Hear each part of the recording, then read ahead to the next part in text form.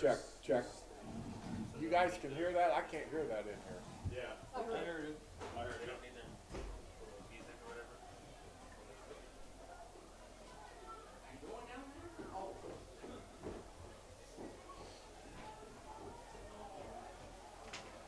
Hey, is the man up here? Don. There he is. Hey, do you have a list of the seniors? She wanted me to make sure that's Kaysen, not Casey. Okay, Kaysen. Kaysen. And it's Alicia. Alicia Kaysen. Okay, And then these are number changes for our guys for the roster. okay. Okay, that's the current numbers. We saw Nate. Yeah, Trent Conley is now 22. Ah, you guys got the timeout set. There you go. 8. He Okay. was 8, now he's 22. Thank you. You bet, thank you. Do what? Yeah, on here. They don't show up on the scoreboard, but they, through the stream, they've got them showing up on the, He hasn't given me the thumbs up or anything yet. Don, do a check again. Check, 1, 2, check. 1, 2, 3, 4. That sounds better. a little more. I got you up pretty high. All right, thanks. Yep.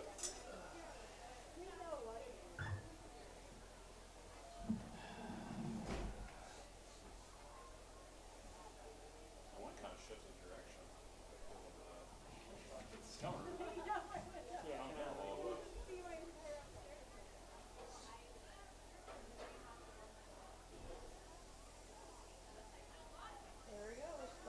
Good evening and welcome to Triton High School and our fall senior recognition night for 2019. At this time, we'd like to recognize our band members. First up is Delaney Albright. Delaney's the daughter of Lori Albright. She has been involved in marching band. Other school activities include concert band. Delaney's future plans are to move to Michigan. Kelsey Hamilton. Kelsey's the daughter of Kimberly Amore and Brad Amore. Kelsey's been involved in marching band and softball. Other school activities include concert band. Kelsey's future plans are to attend Ivy Tech and study nursing. Caitlin Enid is the daughter of Andrew and Samantha O'Connor. Caitlin has been involved in marching band.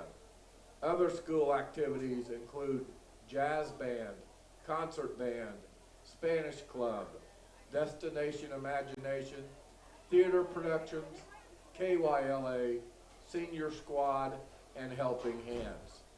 Caitlin's future plans are to attend Marian University and study nursing. Our last band member is Greta Stotler. Greta's the daughter of Christina Stotler. She's been involved in marching band. Other school activities include jazz band, choir, and theater productions. Greta's future plans are to attend college. Now our seniors in the cheerleaders. Taylor Cormican. Taylor's the daughter of Marion and Casey Cormican. She's been involved in cheerleading. Other school activities include Spirit Club. Taylor's future plans are to attend Ball State University to study psychology.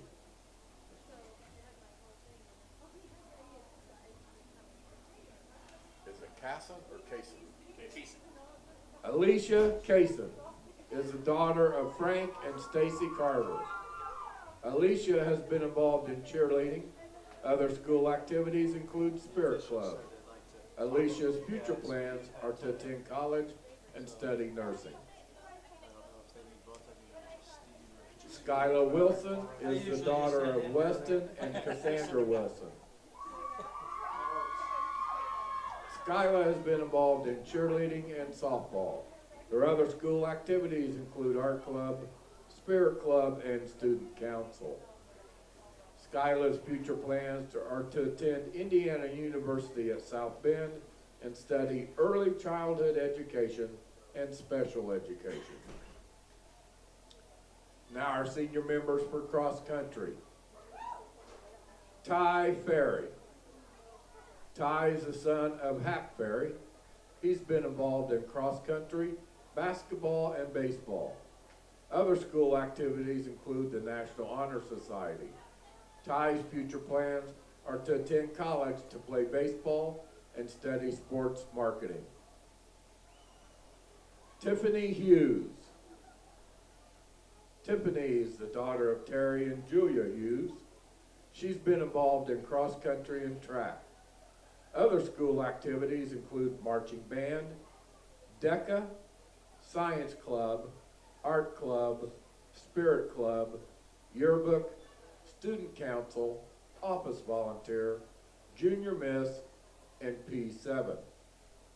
Tiffany's future plans are to attend Indiana Wesleyan University to study marketing, communications, and public relations. Russell Reichert. Russell's the son of Kurt and Tiffany Reichert. He's been involved in cross country and track. His other school activities include senior squad and 4-H. Russell's future plans are to attend UNOH and study ag mechanics. Our senior member of the golf team, Haley Hooley. Haley's the daughter of Sean Hooley and Brandy Hooley. She's been involved in golf, volleyball, tennis, color guard, and basketball manager.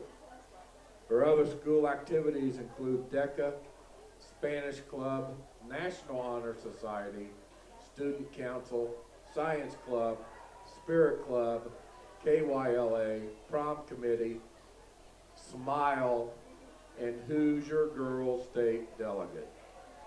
Haley's future plans are to attend IUPUI and study dental hygiene.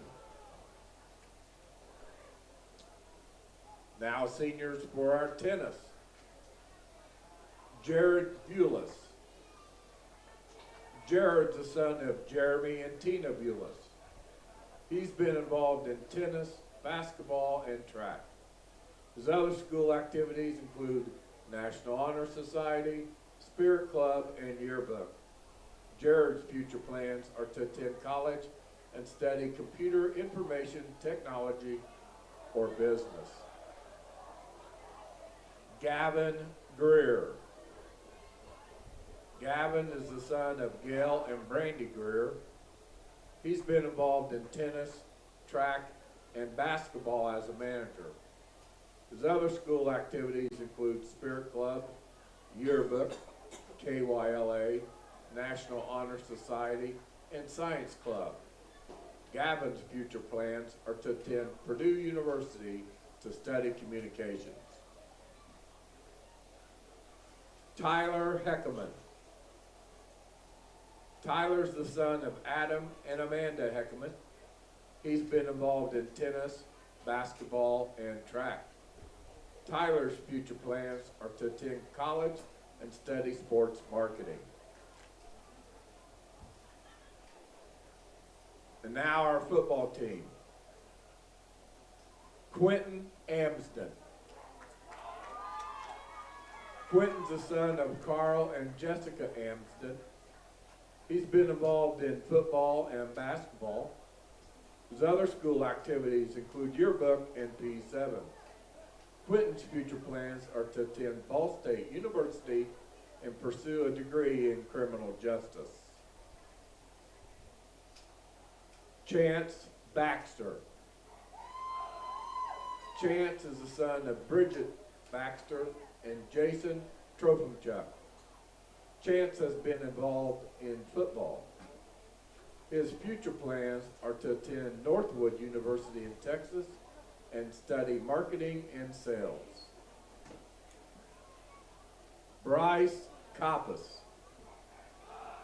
Bryce is the son of Rick and Jennifer Coppas.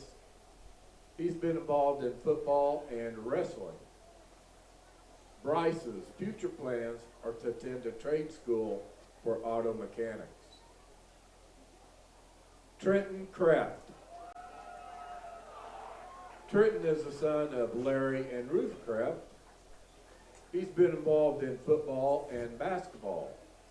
Other school activities include senior squad and spirit club. Triton's future plans are to attend a trade school to become an electrician. Our next senior is Kobe Mast. Kobe's the son of Galen Mast and Amanda Callahan. Kobe's been involved in football and baseball, and his future plans are undecided. Connor Pitney. Connor's the son of Matt and Tricia Pitney. He's been involved in football and wrestling. Other school activities include Spirit Club. Connor's future plans are to attend Ivy Tech and study fire sciences.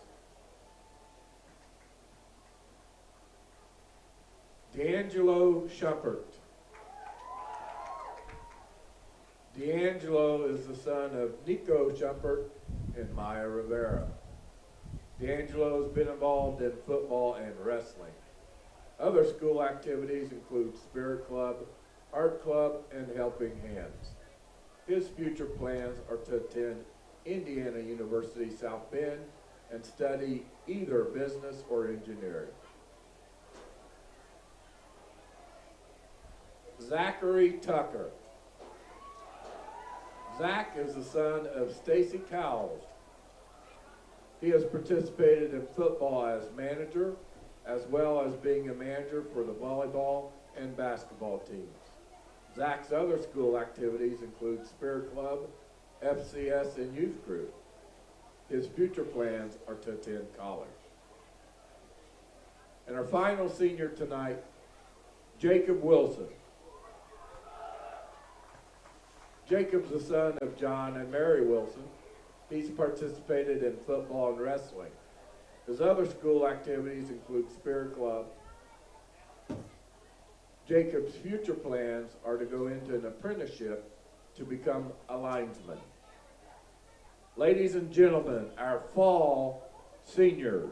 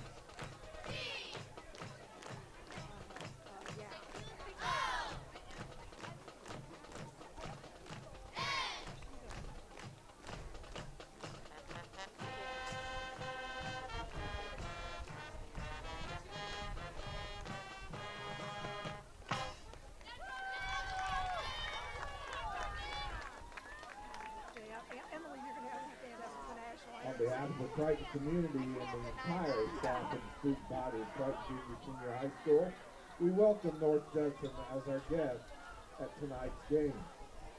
Triton Junior Senior High School and North Judson are playing this event through an agreement entered into by both schools. As members of the IHSAA, both schools have agreed to abide by the bylaws of the IHSAA to ensure the highest possible standards of conduct during this game tonight. Our officials for tonight's game: Terry Leak, Randy Grove, Charlie Thomas, Russell Shutt, and Greg Branda. We ask that all fans and players demonstrate an attitude of good sportsmanship throughout tonight's contest, no matter what personal feelings of loyalty they may have toward one team or the other. Disruption of this or any athletic contest will be grounds for removal and the possible exclusion from attending future events. Your cooperation is appreciated. Thank you.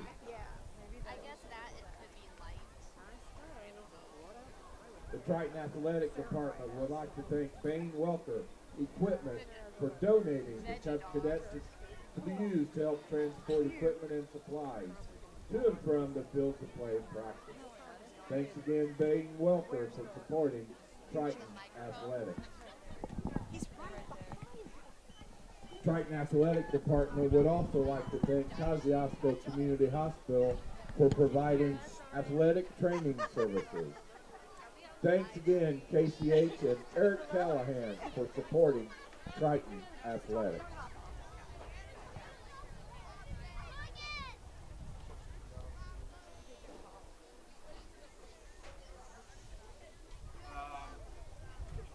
Yes, but he said tonight because of senior night and everything, Rodney was probably going to keep him in the locker room. So he said, don't worry about him being out. He said, just in 5 minutes.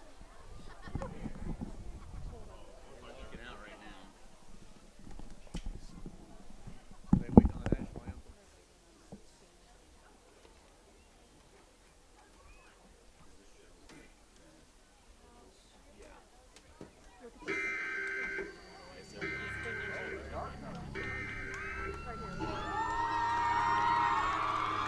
This is not a test.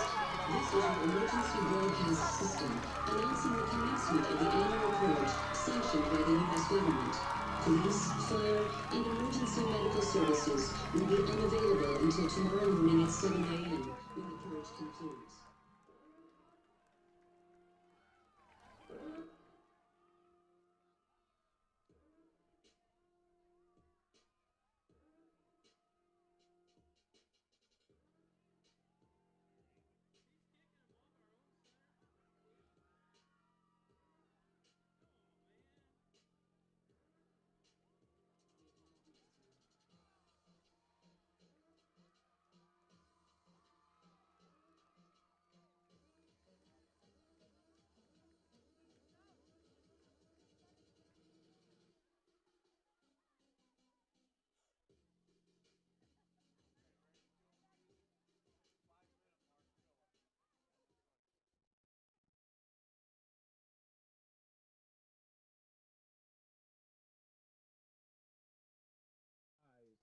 Face our flag in the north end zone, and gentlemen, kindly remove your hats.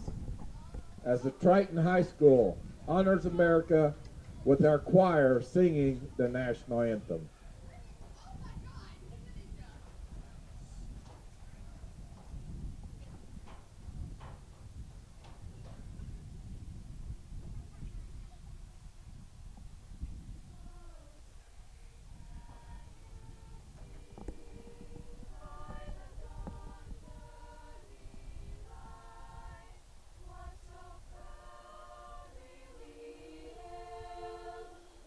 At the twilight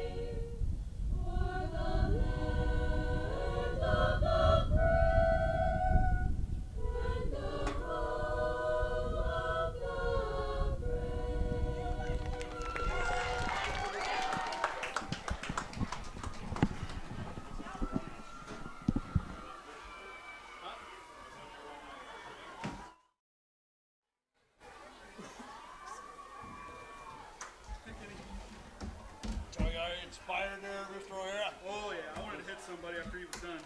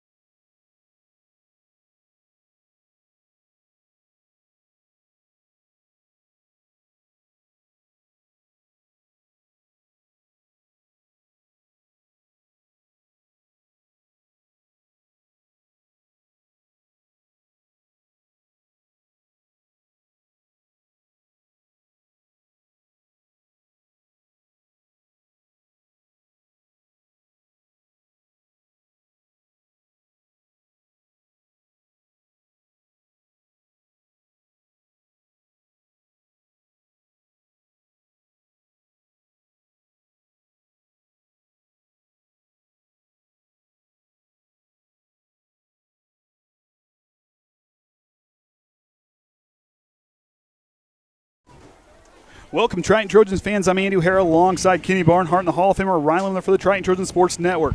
Gavin's out enjoying the senior night festivities tonight. He may join us later on. Congrats to him and all seniors here tonight.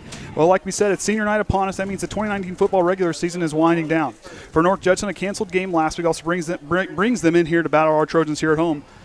For Triton, it's been a rough few weeks, but with those rough, tough weeks, there's plenty of positives to build on and experiences to grow from.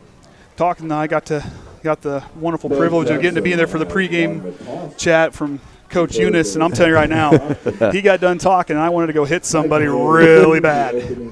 But these seniors here, I mean, they're all fired up. Everybody's all fired up. He talked that, this is a good team. They are a good team, and this team's going to show it, and then this team just needs to get it all brought together, and they're going to get there. And anybody in the sectionals better watch out because Triton's figuring it out, and once they get it set, this team is going to be dangerous down the stretch. For them tonight, they really need to do a good job. They need to rise to that occasion. Don't let those big moments scare them. Don't let, if somebody scores, keep that short-term memory. Give yourselves a chance to go down and make a play. If you get the ball on offense, go down and just kick them in the teeth. Defense needs to step up and shut them down like we did South Central first game. We did against Bremen in the second half. This team has talent. This team has the ability to do this. And the one thing that Coach said tonight that's going to stick with me, you need absolutely zero talent to play with heart. And these guys tonight are going to be playing with about every ounce of heart that they got. And I had to, granted, I didn't realize the rules for last week. Only got to play half of a game, but with the weather and the score, not put everybody through it, get everybody out of there in case some inclement weather would happen to come in. Exactly. So they shut it down last week. But one thing I talked to Coach on the walk into the locker room, he said, we're going to put a lot of things together here tonight, and this team had a very physical week of practice. And he said they were physical, they were in tune, they were rocking, ready to go. And I got a funny feeling we're going to be in for something tonight. John Harrell may have North Judson favored tonight, but I think Triton's got some surprises, and I think they're going to be rocking on all cylinders here tonight on senior night. As we get things underway, back to receive Quentin Amson, the senior. Gavin Ness alongside back there. And Judson will send it away. Amson going to corral it. Inside his 10 around the 6-yard line. Here we go. He doesn't have many blockers. He tries to lose one guy and gets him just inside about the 18-yard lines where Connor Pitney, senior, is going to set up shop for the Triton's first drive of the night. I'm a little out of breath. Well, you come run. I came running. I was late getting up here, and you're not here. Here you come shortly after me, but see, you was already set up. So. I told her, Ryan, I'm going to be late tonight. One of the guys, when I was talking to the boys before I did interviews, and Jeremiah Farrell said, Andy, you got to get in on one of these. And I said, well, okay. So I asked Coach, and he okayed it, and got a pretty good opportunity. So Pitney's going to go to work out of the shotgun, 2 wide receivers split to either side. Quick hitter on over. He's got Baxter. Chance Baxter gets a good little catch and run there. That little short stuff is going to work, and it goes for positive yards. But we got a flag on the play. We'll see what they're going to call it on. Sears hasn't came in for or Maytag hasn't came in for a sponsor yet. And Reichert's shaking up. He's coming off very slow. Well, or if you can't get make tag, do you need to get that spot spray? Oh, there you go. Or get the OxyClean guy. There you go. There we go. Get the OxyClean guy. No flag. So they pick up the flag on that one. Riker's shaking up. Keep an eye on that situation for you. Of course, Triton last season in both contests, they took down Judson, and they took down Judson, of course, to win their second ever sectional title last season. And Triton now, and they lose some seniors, and Judson's lost a lot of players as well to graduation, but we'll see what they can do here. 2nd down and 5 from their own 23-yard line. Pitney out of the shotgun, a little bit of a bunch formation. Here's a snap. He'll keep it on the quarterback keeper, and Judson will read on the defensive end. And they'll bring him down there, bring Pitney down there for maybe no gain on the play. So 3rd down and 5. They read that one. Got to have nerves of steel when it comes to that read option stuff. That's not easy to run. So Pitney he kept it on that one. No gain on the play. So 3rd and 5. This is the moment they're going to have to rise to. Connor wrote on the whiteboard down there before the game started, rise to the occasion. And right here, this is going to be a spot where you need to rise to that occasion. They're going to go with the big set in the backfield. They got Mass in the backfield alongside McIntyre. Hunter McIntyre, he'll punch his way up through, and he's got maybe enough. It looks like he's got enough for a 1st down. Right there, rise to the occasion, find a way to punch through, and McIntyre does it there. Nice bit of running by him. We'll see on the replay here. Watch him follow Mass, follow his blockers, find the gap, and he'll just accelerate, and then he'll just use that strength. Like I said, he used all of those 170 pounds to run right through those guys. And that's one thing is when Hunter plays, and especially against Bremen, he showed some strong running late, and he kept on pushing. He's a strong guy. Like I said, a man with a motor that doesn't quit. There he goes, pitches on out to McIntyre, got a flag on the play. McIntyre breaks some tackles. He's still throwing through, and he'll have enough for a 1st down, but we'll see what the flag's on. Might be a hold.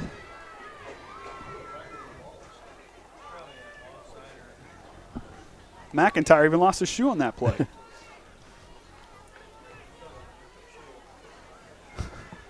They didn't want to get rid of the ball, but they're conversing, so. We'll see what they call.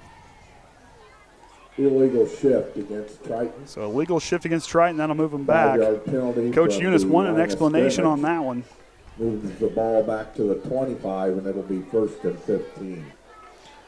So 1st and 15 now from their own 25-yard line is where they'll set up shop yet again. Of course, this team given a bunch of different looks. That line has really improved as the season went on. Tough week against Pioneer last week, but like I said, they're tough. I mean, they may be up a class, so that's still a pretty good, tough team. Pitney now goes under center. 2 backs in the backfield. Here we go. Pitches on out. Gavin Ness will try to go through, and he'll get up past the 30-yard line, about a 5-yard gain, 6-yard gain on the play. Number 10, Gavin Ness, the ball carrier. Out across the 30 to the 31. Picks up 6 yards. It'll be 2nd and 9.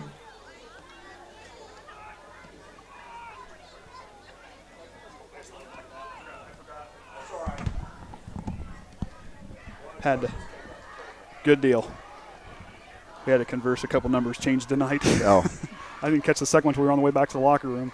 Pitney now takes a snap. He'll roll out another floor. He'll hand it off. And Kobe Mass run 2 flags on the play.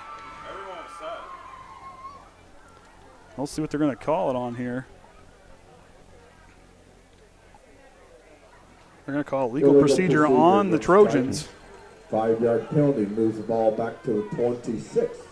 Oh, let's see if we can catch that, see if we can see what's happened here. I don't know. I didn't see much movement along there. Maybe the head bob, when they went down to set, maybe they just didn't like that. Oh, there you go.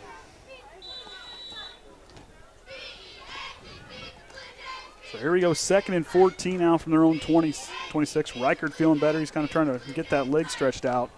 Hope he's okay. Oh, did you notice the new downs sign out there? It's LED. It is? Oh, got a new LED down sign. I like that. Pitney's trying to get it as well, but he'll fumble the ball. And North Judson will pick it up, and that'll give Triton will be fumble the ball on the play, and Judson will take over. Inside, deep inside Triton territory. So now there's a mistake. Big thing to do now is just to take a deep breath, rise to the occasion, and play defense. This team can step up. We know this defense can make plays in certain moments. They're going to have to do it here tonight. It's good they got Caleb Lemler back along the line. He's going to provide some help along the line there. And then you got Farrell who can rush off the edge really well.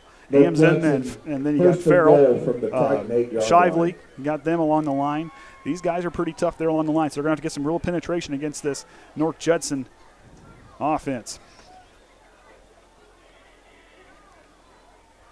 Here's the snap, hands off, and he'll rumble forward for a few yards. Can't see the numbers real well. Can't tell.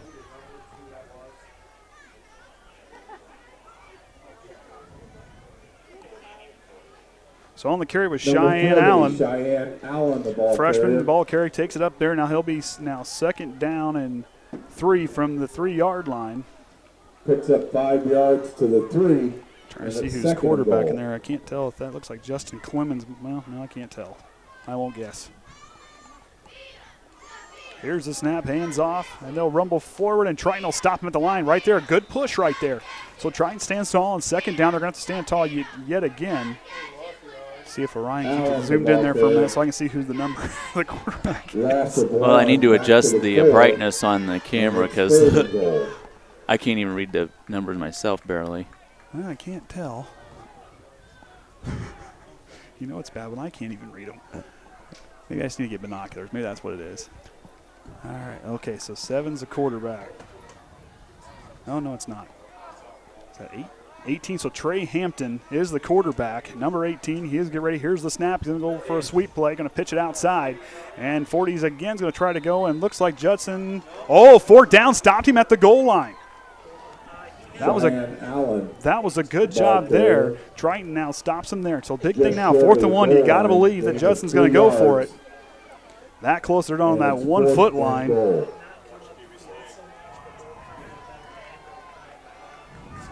I think I caught my breath. So here we go. 4th and 1 from the 1-foot line. We'll see what Judson does here. Might be a QB sneak. Keep an eye out for that. Here's snap, QB sneak, and he'll try to punch it in. He might. I don't know. He went down pretty quick. We'll see what they call, and they'll call a touchdown. Might have just got in there. 18. So Justin Clemens punches it in from 1 yard out. Triton had a good beat on him. Went down kind of quick, but they'll call it. He'll get enough time, enough room to get in there for the touchdown. And now they're ready to attempt the extra point, and the attempt that'll be Cheyenne Allen.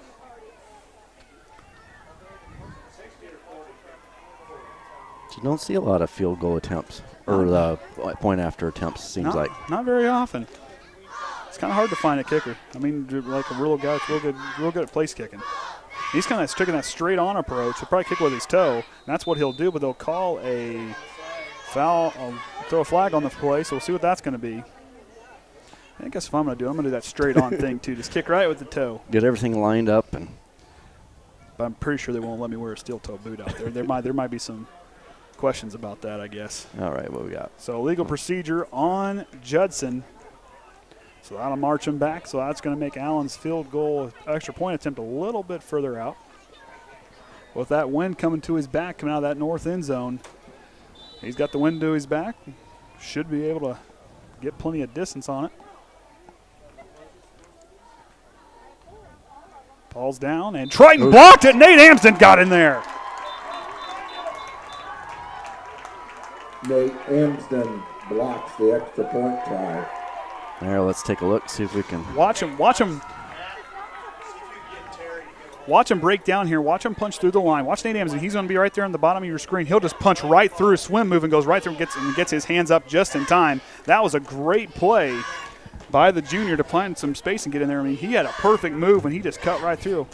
Several times I wish my Broncos would do that on Sunday, but Nate Amson there showed some real nice moves to get the play there. So right there, rise the occasion. You got some momentum. You blocked the extra point. Now go down, use those skills on offense, and do what you can to find some pay dirt. He must have his number or something. I don't know what he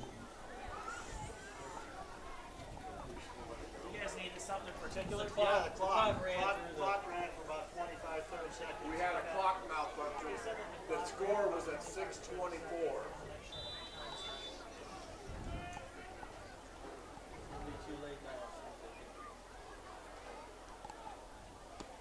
So Allen sent a deep kick end over end, and there goes Amson. He gets from inside his 10-yard line. Here he goes. Quentin Amson trying to find some space, but he'll run to his blocker, and he'll get brought down around the 25-yard line.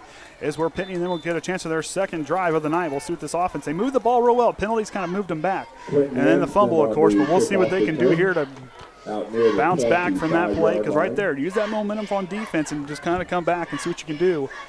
To try to get the ball moving, run some of that clock, and get them paid. At the 26-yard line. Talking about that little bit of that wind, it's just coming in here just enough Just enough. I'm not blocking it enough. We got another window open behind you. I'm all warmed up. I ran on the way here, so. So McIntyre's got a good carry up the near side, and he'll punch his way through. He'll get a nice gain. It might be not quite a first down, but a great gain on first down. That's the kind of way you want to move the ball.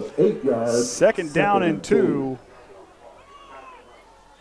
from their own 34-yard line. Nice job by Hunter McIntyre to find some space on the sweep. But then one thing Hunter does really well, he plants his foot. He can cut right upfield in a hurry. And he's got a lot of momentum to shift and do that. It's 2nd and 1. Reichert's back in on the offensive line. Crefton Shively here on the left side line. Farrell to snap. Pitney under center. Here we go. Goes up, hands off to Mass. Mass goes up the middle. I like that play. I kind of like that quick fullback dive. I kind of like that. Kind of had two of them splitting each way and kind of threw everybody off. And that's going to be enough for a first down. Good job by Kobe Mass to punch his way through. One thing you notice, Pitney's been under center quite a bit here in this game. I like that look. Connor's a pretty smart quarterback talking to him, and I keep teasing him. I keep telling him, I'll tell you right now, I wish he was a sophomore. I like watching Connor play quarterback. Kind of reminds me a little bit of Dan Marino, the way he kind of stands in there, just waits and finds that window. He can escape pressure as quick like he does. Hunter McIntyre's going to try to go the other way. He'll get tripped up there as he crosses the line. I believe tripping him up there looks like it was going to be number 35, J.J. Blount, is in there to trip him up on the tackle. Picks up a yard to the 38. So 2nd down and 9. But the big thing is Triton's moving the ball forward. Yeah, keep riding that momentum. Keep those yellow hankies in the back pocket. Yep. Don't let the OxyClean guy come out. I'm going to get somebody to sponsor those one of these days. I'm telling you, maybe a laundromat or somebody. So here we go. Split backs in the backfield. Here we go. Pitney fakes the handoff, but he'll hand it up the middle to Amsden, and they'll read it pretty good, and he'll go back. Quentin Amsden on the carry. He'll go back a couple yards on the play. They'll bring a 3rd down and long for the Trojans. Number 5, Quentin Amsden, the ball carrier. Coach told me on the way back. Back to the 36. He told me that. He said, you're going to see some new stuff tonight. I was pretty excited to see some of this stuff. Like I said, this is a tough football team. These guys can adapt and change really well. They're just going to kind of step up here and see what they can do now. 3rd down and 11. Need a big play here. Pitney's going to work back out of the shotgun. McIntyre on his left hip. 2 wide receivers split to either side. Here goes the snap. Here comes the pressure from the outside. Pitney stands in there. He goes up to D'Angelo Shumpert, and Shumpert will slip on the way through. And that'll bring up 4th down. And the punt team and Lucas Cabrera make their way out. I don't know if he would have got there. I think that looked like it was going to be a little overthrown. Well, he kind of looked for it, and then when he kind of did, he kind of slipped on the way on the route there. But, D'Angelo and I were talking in the locker room down there. He says, can you tell that I grew this year? I said, yeah, I can tell you grew. I said, how much weight you put on? He said, I put on 50 pounds. He told me how hard he's been working on the weights. And I told him, I looked down I had to redo my roster last night, and I looked at it, I said, I can't believe he was 105 pounds, or 105 pounds, and now he's up to 150, 155. Nice punt by Cabrera, and Triton hits him immediately. In on the hit was Bryce Coppice. Bryce Coppice in on the tackle. That was a good play to cover that punt. Special teams looked good on that play, especially from the punt kicking into the wind by Cabrera. Watch Coppice. He's going to be at the top of your screen. Watch him cover this kick. He'll just go sprinting through there. Cabrera gets up. Now watch. He slows down. No fair catch, and he comes in and just drills the player. Good job there by Bryce Coppice.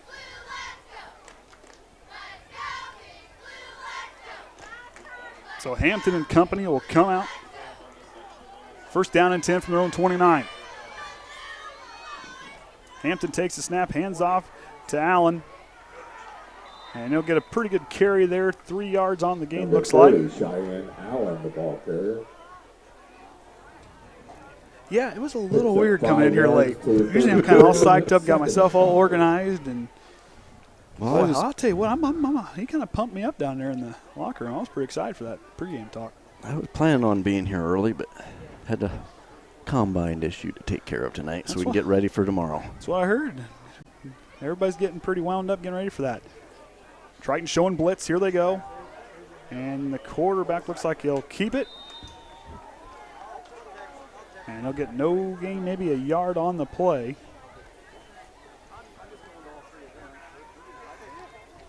Trey Hampton on the quarterback keeper. We're going to have 3rd down and short. So got a couple yards on the play up to the 36-yard line. 2 yards to 36, and it's 3rd and 3. It's one thing I keep trying to practice watching games on Saturday and Sundays. Okay, got to read the yards, try to do the math in my head as quick as I can. Okay, they're on this side, we got to go this way, and they're on this side, we got to go this way. Too much talk, too much math. Handoffs goes to Allen, and Allen's got a big hole up the middle, and Quentin Amson upends it. And there, nice job by Quentin Amson to slow down the touchdown-saving tackle, goes low, and upends the player. That was a smart way to tackle. Didn't try to go up top, try to go up high. Allen's a pretty strong runner. That was smart to go low like that and upend him. Minute 40 remaining here in the opening quarter. Judson up 6-0 right now in this contest here on senior night. Hey, there's your glow-in-the-dark down marker. Yeah, I like that down marker. We saw that somewhere else, too. Well, LaVille had it. LaVille had it. That's who had it. Pretty interested by that. That's different. I believe Conley Trucking donated some of the funds for that. Hey, it's pretty cool. I like that. Allen now is going to take it up the left side. And in there on the tackle on the far side. Allen, the ball carrier. Who ran him down? Looks like Chance Baxter ran him down. We're talking about LaVille football. You know, we had that good comment for one of our players earlier this week. Junior high cross country ran up there, and they start out right next to their practice field. So just about time that got started, football stopped their practice, went to the sideline, and cheered on the runners as they took off going. Very cool. Oh, that's pretty good sportsmanship there. I like that. So here we go. Farrell, Shively, Lemler, and Amson all along the line. Here we go. Allen now punches his way through. Amson trying to get in there. Tough tackle, but Allen will get a nice carry on 2nd down. Bring up, looks like 3rd down and short. Cheyenne Allen to the 41-yard line. When we talked, Triton picks up 8 yards. during the volleyball game on Wednesday in Pitney, well, I guess it's 2 weeks ago, Pitney was talking to West Haver, telling him how he liked to, wish he was still playing wide receiver because he's got good hands, but he's in there playing linebacker, and he's getting it figured out. Keegan's been learning there in middle linebacker. He'll get it figured out. He's a strong young man. And he'll try to go up the middle. The last play of the first quarter. He might have enough for a 1st down. It might have been on the carry was Eli Blount. Number 7, Eli and that'll bring up Blount. 4th down, according to the head official. So when we get the 2nd quarter underway, they're going to call it 1st down. They changed it. 1st down at the 40-yard line. Well, change his mind. So it'll be 1st down and 10 from their own 40-yard line as we get ready to go here. So, like I said, football season's winding down. They'll be at Knox next week. Won't have that one for you, but we will have it at Winnemac the following week. So Triton, like I said, they faced some quality opponents, and like I said, that Bremen score should have been a lot closer if they would have came out firing early on. I think they could have won that one. And Culver, like I said, just had a hard time. That Culver team's a very physical team, and they just dominated from the get-go. But for Triton tonight, they're just going to have to let those big moments settle, and they're going to have to do everything they can to kind of go at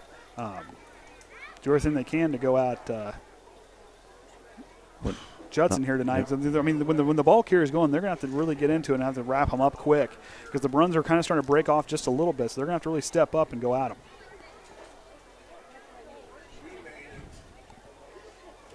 But like I said, I really liked what Coach Eunice said. It takes no talent to play with heart, and that is totally true. You look at these guys down here, and that's one thing I tell everybody what I love about high school sports. Some of these guys you won't see play on Saturday, you won't see them play on Sunday, but these guys, I would take one of these kids down here to play with heart and go out and work their tail off and play hard. I'd rather watch them play than some of the guys on Sunday because it's still the love of the game, and they have so much heart and work ethic out there.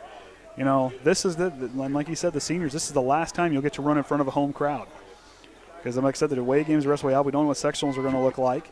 But for these guys, I mean, this is huge. And there's some pretty good quality seniors on this team. There's some quality juniors as well. Like I said, missing Jacob Wilson here tonight. Out, looks like the rest of the season possibly. And if I understand it right now, sectional will have a wholly different look this year because of the way they move some realignments. Yep, so that'll look a lot different. We'll be going east. We'll be over my neck of the woods a little bit, it looks like. So here we go. Short gain on the play. Hands off to Blount there.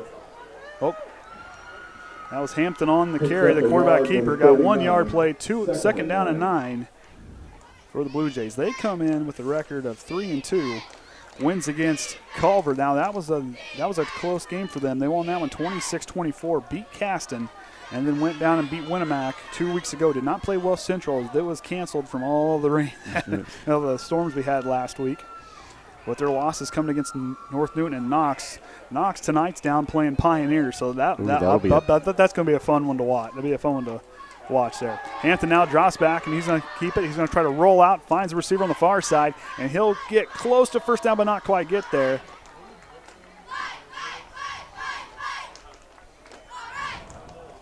So that'll bring up, looks like 3rd down and 1 from the Triton 31-yard line. Triton, the defense needs to stand tall here. Kobe Mass, senior, reads the play. He'll step back. Of course, he'll be back there. Trenton Kreft, Keegan Westaver, and Lucas Cabrera watching the spot from the linebacker spots. Farrell shifts. Handoff goes to Allen. Allen has enough for first down. He's got some speed to get up past there, and Schumpert, and I believe Quentin Amson bring him down. Allen, the ball carrier. To the 18-yard line. So up to the 18-yard line, gain of 13 on the play. 14 on the play. Pioneer and Knox. Pioneer 6, Knox 7 in the first quarter. First quarter, so it's close right now. We'll see if they can keep it close. So Hampton now back under center. The lefty quarterback hands off to Allen, and Allen will have another big hole, and he just drags the defender, Trenton Kreft, all the way up to the 10-yard line. Allen, the ball carrier. And that'll bring up 2nd down and short.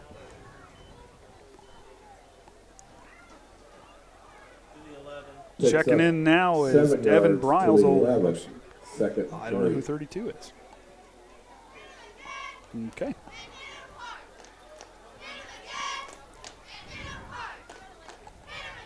Who that is.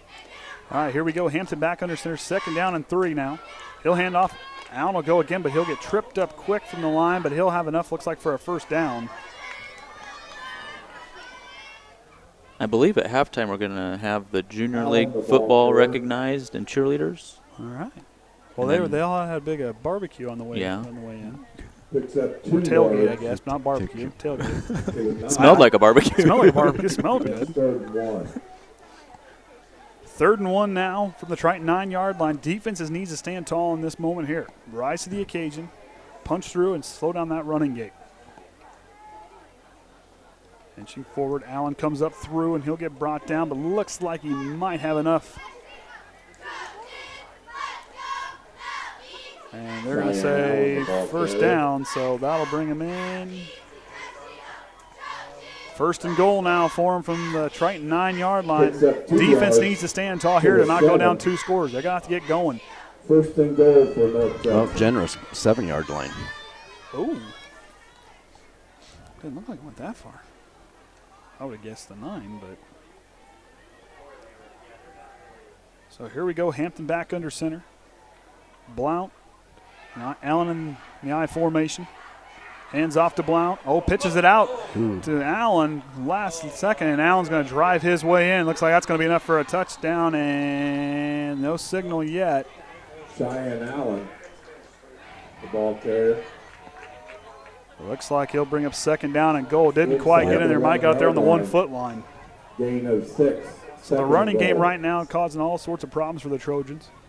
See if Coach Whitaker can get the defense kind of rallied back around. They just need to believe themselves. Don't hang your head. Just build off what you have. Get everything brought together. We're a lot better than our record suggests. Hampton back under center. He'll take the snap. Goes down, and he'll punch it in from a yard out. Cheyenne Allen, 1-yard touchdown run.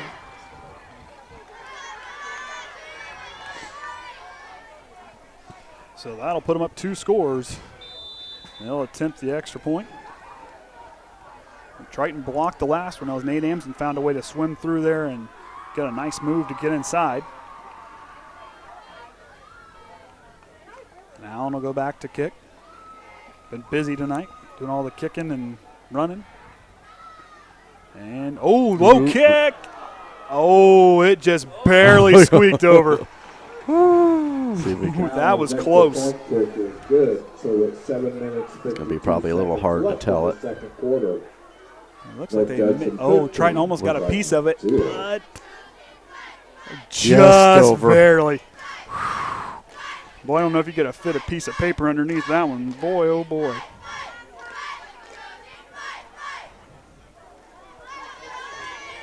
That'll put Judson up 13-0. Another score, Caston 6, Culver 30 in the second quarter. So that's at Culver, I assume. Yes. So Culver's got that one well in hand. Go down the standings of the Hoosier North Athletic Conference. Knox is up there atop. The 2 undefeateds are going tonight.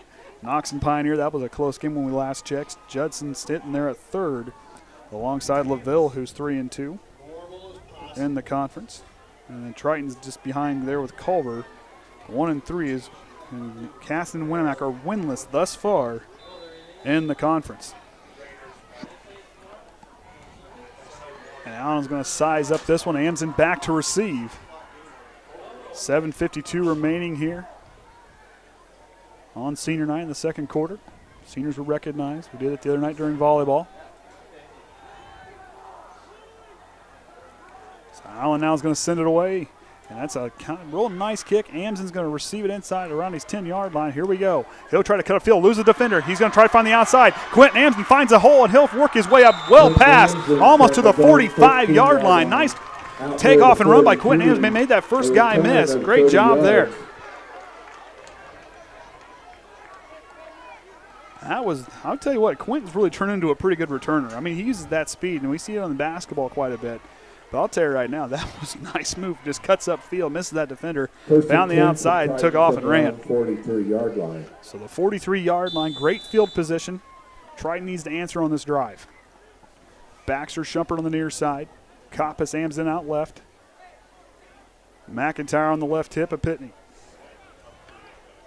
On the option play, pitches on out to Pitney or to McIntyre, and he'll get hit in a hurry. And on the tackle there was Logan Brown, the senior linebacker, finds his way, reads the option well, and brings him down. 2-yard loss on the play. 2nd and 13. Of course, we got Kenny back. He's back from vacation before. Nah, I wouldn't call it a vacation. Well, workcation? Kind of a workcation. Workcation?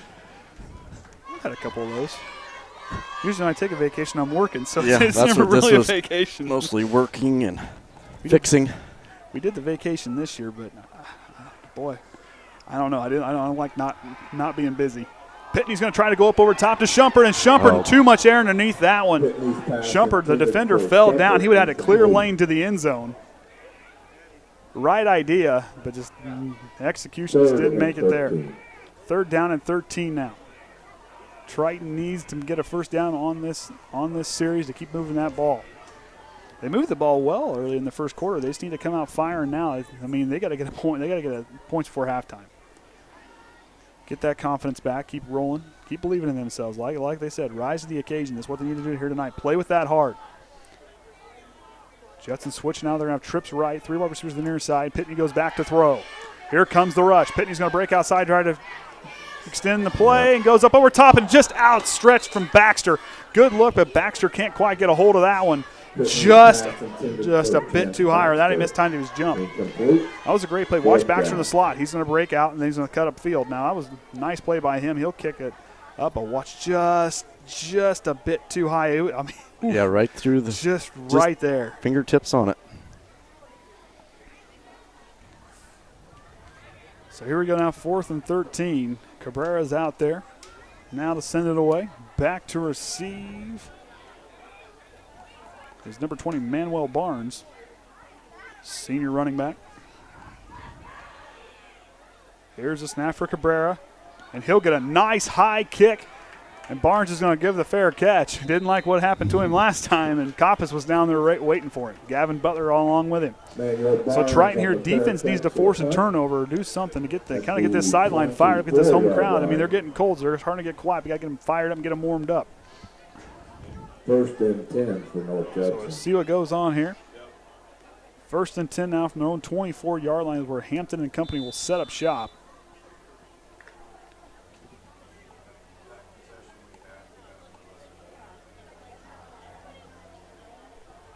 So we'll see what they can do here. Like I said, check out all our other YouTube videos we got on the Triton Trojans YouTube page. Had an interview I think was released this morning. Yep, Pitney did some of the volleyball players throughout the week, and Blount on the carry there had some good interviews. I'll tell you what, I told the girls before the interview, I said, you guys got to step it up. The football players, they're ready to go. But they told me, well, they've been practicing.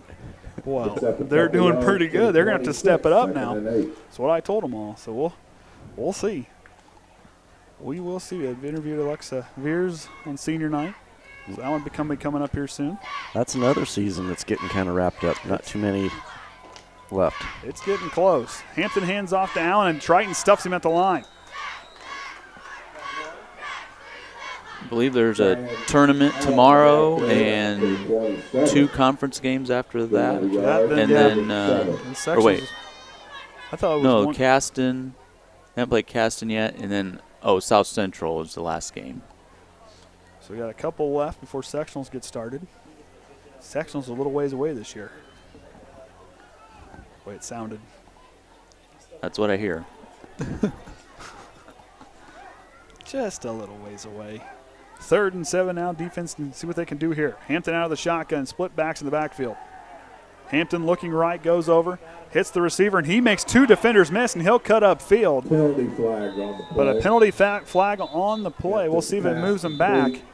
Out to the 41-yard line. And given the reaction by Judson, holding on the offense, so wipe that one off the board. Triton catches a break there. So that'll make a 3rd down and long, because that was a nice catch and run by the Judson player. It's just real hard. I worked hard on the names, but I just can't see them from up here.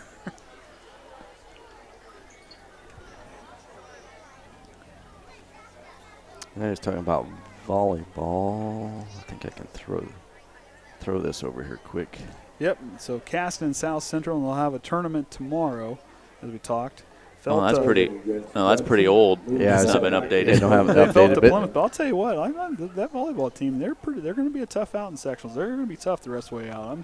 I'm pretty impressed. 13 yards. No, I did. I was talking on the volleyball broadcast. I watched Minnesota and Purdue play because it just came up in Big Ten there after IU let one slip away. We won't get too much into that.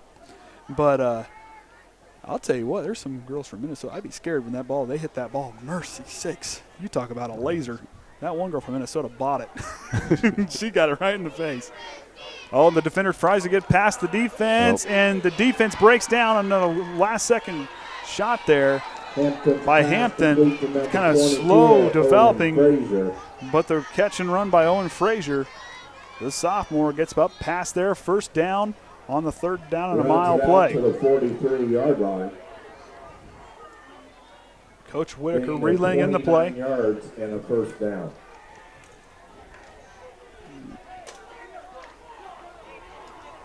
Defense had him stopped there. We'll see what they can stand tall here on 1st and 10. Hampton goes back under center. I formation. 2 wide receivers split to either side. He'll go with the hard count. It looked like an offensive player moved on the right side of the line. They're all pointing. And they will, they'll call it a legal procedure. We saw the movement there on the looks like the right side of the line. And the player jumped, and then Triton jumped right after him. So watch there at the top of your screen. I believe the right guard may have moved. Nope, it would have been I didn't catch it there quick enough, but I think on the right side, it looked like the right tackle might have, it was either the guard or the tackle. One of them moved a little early. So I'll bring out 1st and 15. So there you go. So there's a positive thing you can build off of. Play off that penalty there and make them pay. Well, Knox and Pioneer are midway through the second, and Knox is still up 7-6. Ooh, so it's still a game. I voted on Twitter today, and I picked Knox. So I don't know. I think that I hear some pretty big things about Knox. Hampton looking right. He's going to go back to throw. Overshoots the receiver. Intended receiver on the play. Looks like it was J.J. Blount, junior wide receiver. I think. Yeah, my glasses don't have magnification that far out. Well, even with our camera shots, we just it's hard to read. It's blending in. Now I know our guys mostly from what everybody wears, so I mean they can wear whatever. I don't know who's who, except for Baxter and Coppice. Sometimes those two I get them mixed up. So here we go. 2nd down now on 15. 4:18 remaining here in the second quarter. Hampton goes under center.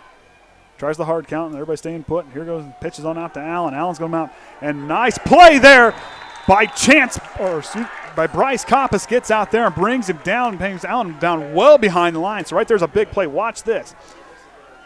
Allen, the ball cleared. As you see him go here, Coppice just comes out, wraps him up low, and Allen can't recover. Big loss on the play. So right there, build on that momentum. Defense is coming alive at the right time. And 3:53 and counting, 3rd down and 21. The defensive backs have got to be ready on this one.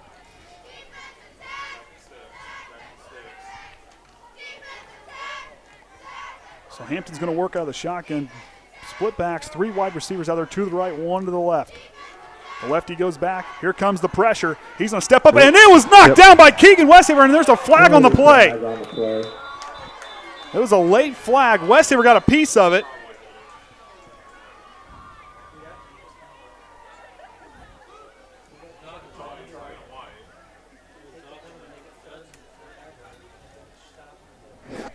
Not sure.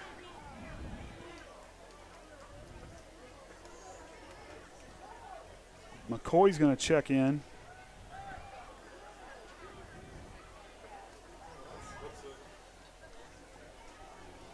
Still deliberating on the call.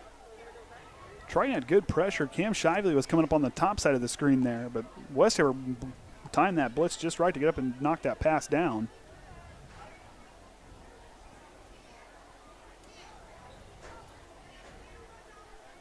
And Triton's moving back. We're going to call personal foul. Targeting. See if we can see. Doesn't say who the number. I mean, Shively might be just right. Lemler got a good deal there, but might be just off the camera shot there. Personal foul against Triton. So that'll bring up 3rd down and manageable. So right here, okay, short-term memory, forget that penalty. Okay, we can't control that. Right now we can control this play here. 3rd and 5. We need to force a 4th down on this play. I formation, watch Allen and watch Blount. Neither one of those guys can punch it up the middle. The middle linebackers got to be ready. Here we go. They'll try to go to Blount, but Hampton will keep it. And can they stop him? And they do. He'll be about 2 yards shy of a 1st down. Inside the 49. They had good penetration. They stopped the run. They went after Blount. But a good job of trying to kind of keep a hold of it. So 4th and 1. A long one, looks like. Yeah. That's where I thought it was 2. 1.5 maybe. So Reichert's going to come in. They're going to go with the jumbo set along the line. Reichert can pick up some of that gap and give enough room for Westhaver and Kreff to get through. So keep an eye here on the quarterback sneak. Hampton now under center, I formation. He'll step back, hands off to Allen, and Allen will punch through. Allen picks up the 1st down for Judson. So going back, it would have been 4th down. Not sure about the targeting penalty.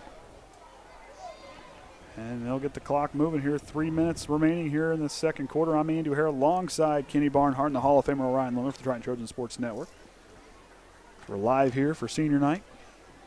Triton trails here in the second quarter. We'll see if the defense can stand tall again. They had a good stand there in that last set. We'll see what they can do here on this one. Hampton back under center. Hands off to Allen. He'll go up the far side and takes a whole host of Trojans. He kind of spins away and uses that strength to fall forward. But Triton brought him down in a hurry. Clock's still running. Triton needs to get a big stop here, force a turnover or something. I mean, they look good. West Haver came in on a blitz. I mean, they need to be ready to kind of go and attack them. Just can't give up on it now. Keep rising to the occasion and see what they can do to get back in this one. Looks like we got food up here tonight. Compliments of my wife, I believe. All right.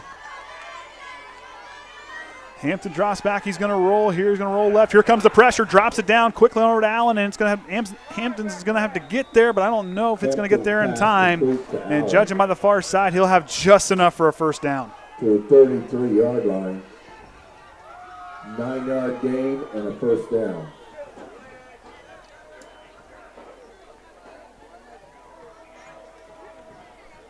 So defense kind of having a hard time slowing down this North Judson offensive attack. See what they can do here. Minute 47 remaining. Hampton hands off to Allen again. He'll get stuffed by Cam. Shively gets in there and brings him down. Nice play by Cam Shively to jump up there and wrap him up. 32, second and 9. Keep doing that. Cam Shively, a very talented freshman. He's only going to get better, and he uses that very strong frame of his and gets through. Hampton now is going to drop back into the shotgun, split backs in the backfield, 2 wide receivers to the right. And there's going to be an illegal procedure far side. The receiver on the far end took off before the snap.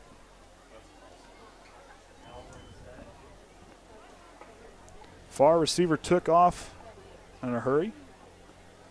And they'll call him for a illegal procedure on that one, and I'll move him back. It'll be second and 14. So second and 14. So watch the receiver at the top of your screen. Yep, took off just a fuzz before the snap.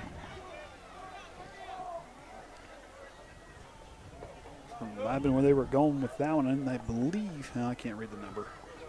Looks like it would have been J.J. Blount was the receiver up there that the legal procedure was called on. So they're going to be attacking it here. First, or minute 10 remaining, second and 14.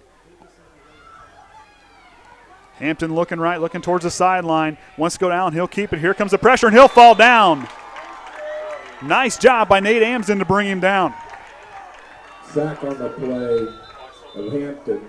There's going to be a timeout. Watch Nate Amsden not give up on the play. Look at that motor by this young man. Breaks through, quarterback's going to break out. He stays with him, goes back and cuts upfield, and he'll just have to fall back because he knew Nate was coming. It'll be third and 21. That was a good play by the defensive end. First time out of the game. Yep.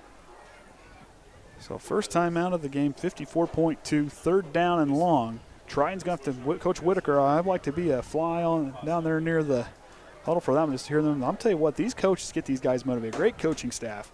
But like they said, like Coach Eunice said, this team is a good team. They're a great team, and they're going to get it figured out. They just need to get it all to come together. We got the playmakers. We got the guys that can do it. They just got to get that right from their mind, believe in themselves, play with that heart, and go out here and just knock them back on this play.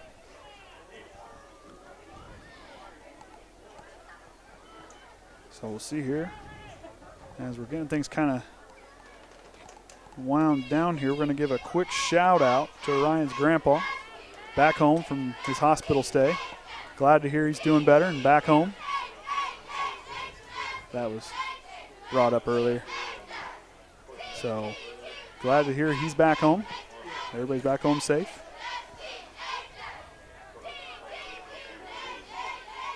Haven't had any messages from home, so we must be doing pretty good at home tonight. You gotta almost get your shout out, but not quite. Yeah, I got to text the wife. They're game night tonight, sounds like, and I don't know if she put on the TV out there or not for Danny. We'll see. Here we go, out of the shotgun for Hampton. Defensive backs have got to be ready. Here comes the pressure. Triton's going to have to step up. He's going to throw it. He'll hit as he throws, and the player just gets it, and that's Blount, and he'll go all the way up there for a first down. Triton hit him. They did everything they could on there, but that ball was a duck. And Blount came back to catch it, and that'll be a first down now, 43 seconds remaining. Pass complete to Triton had him gobbled up, hit him as he threw. Well, Blount had a nice play, made a nice play and to come back to the ball. 7. I was right. It was Blount. It was one of them. Hampton back to the shotgun here. He's looking left. Going to go left here. And it'll go right through the hands of Blount there. Hampton's pass incomplete. Second and 10. at the So 15. 26.1, second down and 10 for Triton. I mean, right here, need to make a big stop before halftime and then come out of halftime firing on all cylinders. Can't let this one slip away. This one here, I mean, they can play with Judson. I mean, this is the team they can play with. They just got to kind of step up on defense and start to shut them down.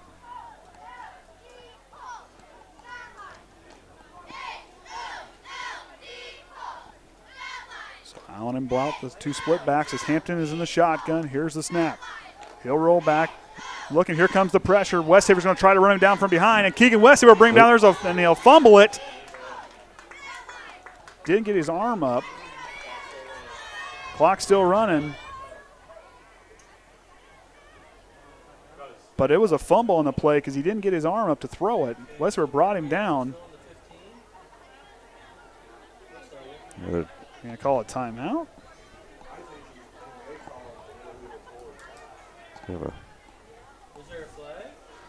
I don't see a flag on the play, but if you watch, if you watch here, watch Westhaver run him down. That was a nice play by Keegan Westhaver, run him down from behind. Now watch, he'll run him down here, but Keegan will wrap him up, so to really give him a chance to throw the ball, but Keegan gets that left hand in there and knocks away. That's a fumble. Yep, that's a fumble.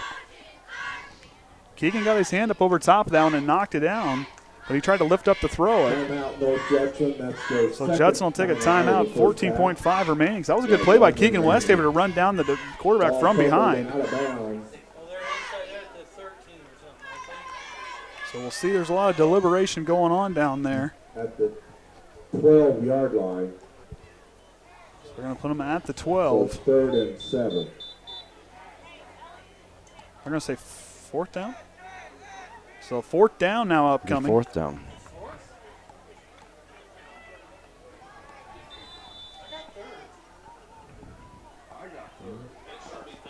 It's third down. 3rd and 7. Oh, the official says fourth.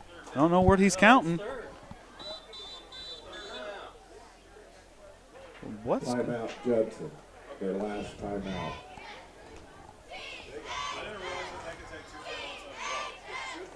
I didn't know that's. That incomplete pass on 1st down.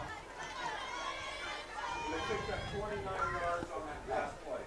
Then an incomplete pass on 1st down, and then the fumble out of bounds on the 2nd down. Should be 3rd down. It's third. So it should be third down. We're trying to get things sorted out up here.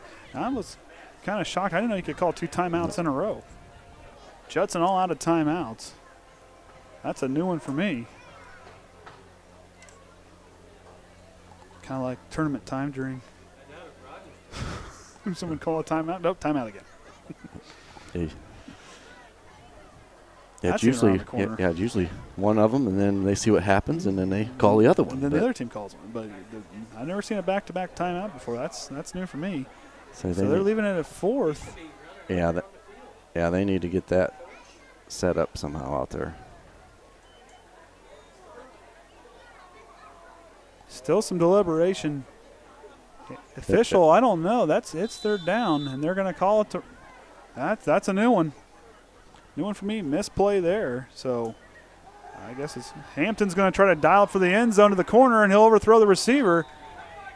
Hampton's pass is incomplete. Caleb Lemler with the pressure on the play. Makes it 4th down.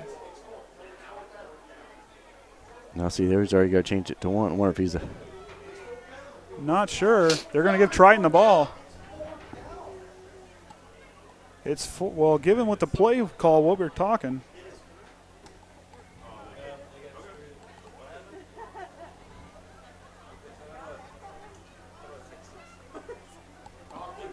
Wow, that's a weird change of events there. The official lost count of the play count. And Judson still had a play left up there. And the head official said, no, 4th down. So Triton's going to take over 1st down. So Pitney's got a chance to maybe get a home run play here with 9.7 remaining. Triton's got all their timeouts left. Pitney goes back, and he'll hand off, and McIntyre will rumble forward. And McIntyre, the ball carrier. That'll be the end of the first half. 13-0 is our score. Judson's out in front. So we'll take a quick break here for the Triton Trojan Sports Network. We'll be right back after halftime.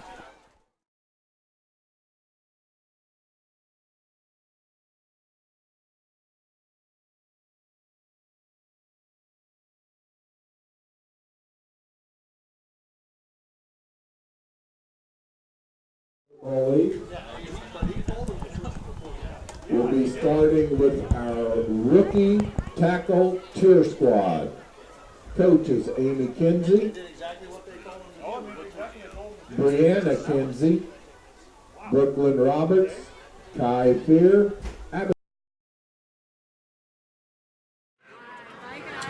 our Pony League cheer, Coach Mindy Scott, Coach Terry Weiser, Coach Callie Weiser. The cheerleaders are Nora Weiser, Brianna Lockhart, Skylar Nicholson, McKenna Hall, and Maya Martin. The Bronco League cheer, Coach Elizabeth Hewlings.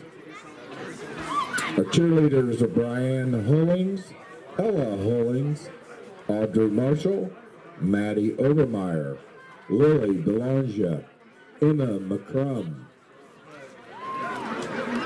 Now our rookie tackle players. Number 3, Jackson Bradburn. Number 7, Lincoln Ottinger. Number 9, Isabel Hernandez. Number 10, Gavin Roberts. Number 13, Kaysen Arnett. Number 20, Matthew Hernandez. Number 28, Chase Collins. Number 37, Bentley Webb. Coach Richie Hernandez. Lower League team. Number 15, Braylon Williamson. Number 16, Arthur Mullet. Number 22, Tanner Smith. Number 24, A.J. Fink. Number 33, Jaden Arnett. Number 35, Ryder Goodman. Number 38, Gage Peltz. Number 43, Logan Staten. Number 44, Amaya Fink. Number 50, Preston Brookins. Number 52, Keenan Fisher. Number 65, Dominic Bradley. Number 68, Gregory Bradley. Number 71, Charlie Warsham. And 79, Lex Mubray. Coaches are Bobby Goodman and Tyson Horter. The Upper League. Number 4, Isaac Quintana. Number 12, Gavin Ripple. Number 18, Jaden Obermeyer. Number 21, Brian Wesher. Number 25, Ryder Gayart. Number 34, Gage Ripple. Number 45, Miranda Belongia. Number 45, also Seth Allen. Number 47, Connor Miller. Number 48, Colton Reynolds. Number 51, Zayden Kosminski. Number 54, Vinny Duff Prater. Number 59, Braylon Fisher. Number 73, Darren King. Number 80, Brady Shue. Number 99, Keegan Sloan. The coaches, Brian Overmeyer, Jason Lemler, and Mike Fisher. Your junior football league.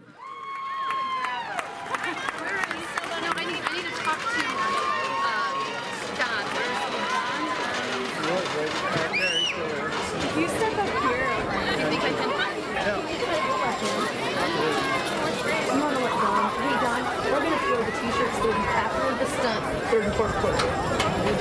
We have t-shirts for freshman. Okay. We don't know. Let me see if I can find you. Okay.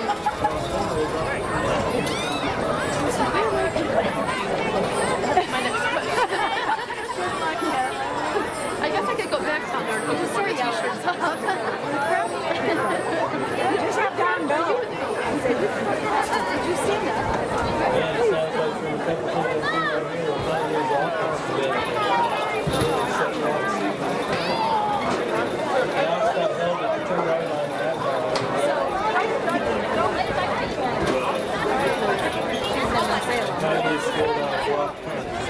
Anyway, and I thought Margo needs to know like your story.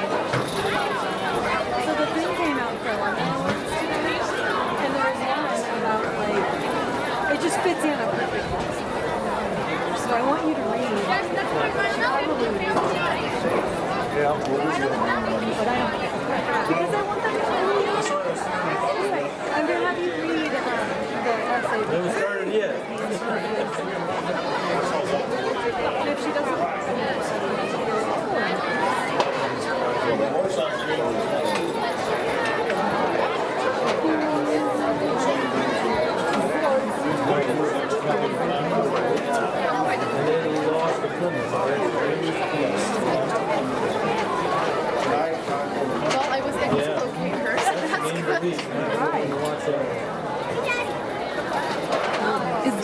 up here. The t-shirt sponsor is Kyle's class. That's what she said. Kyle's class. Yes. Thank you very much. So after the cheerleader stunt, 3rd and 4th quarter.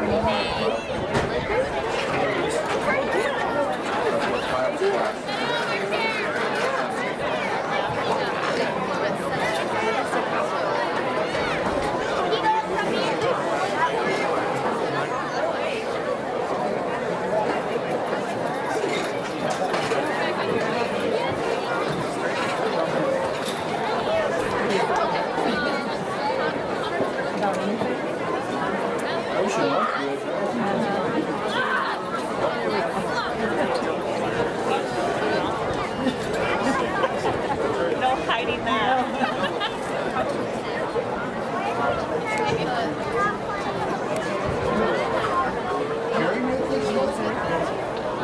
I got tried.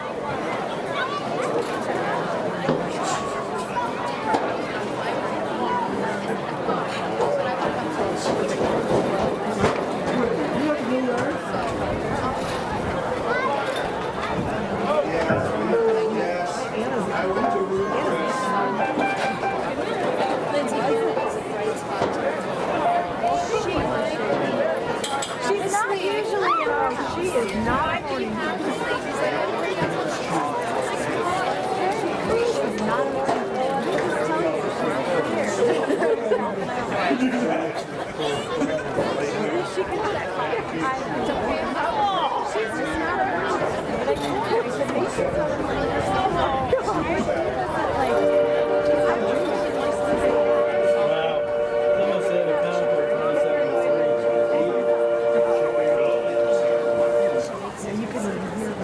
Wait, what did you say the Warsaw Warsy score was? Okay, here it's 9-7 in the second quarter. Warsaw must have scored late in the quarter. New Prairie up on Penn at half, 7-0.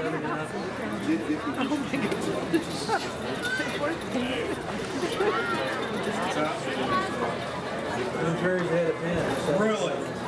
What's 7-0.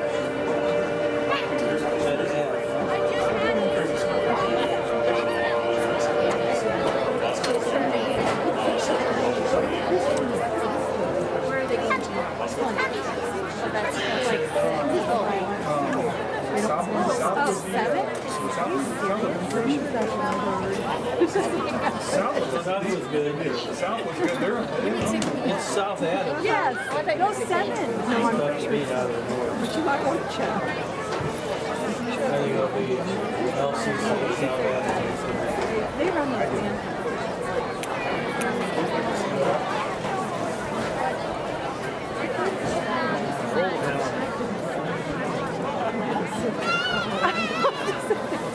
I know, Ben's talking. I only got 2 more minutes. I really feel like you can see Washington did agree with 14-13. I just remember last year being like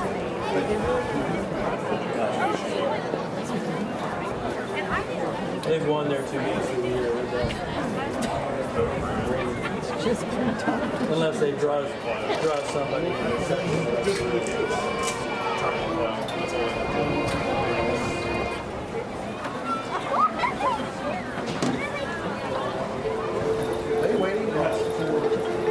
I don't think they're ready.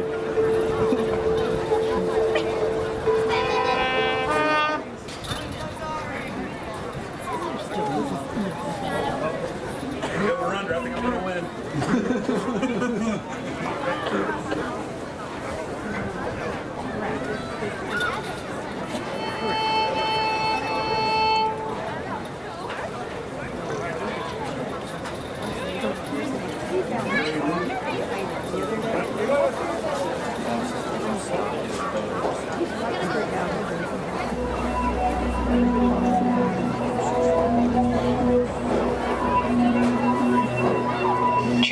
Dreams are created to empower us, to give us a goal that we can aim for and strive for. But not everyone has the chance to make it come true. Some adapt to the way their lives are and become complacent with what they have. Others decide to give up because the road to what they want has gotten harder and harder. They say dreaming doesn't cost anything, but fighting to have those dreams means sacrifice. It means standing alone when everyone else leaves.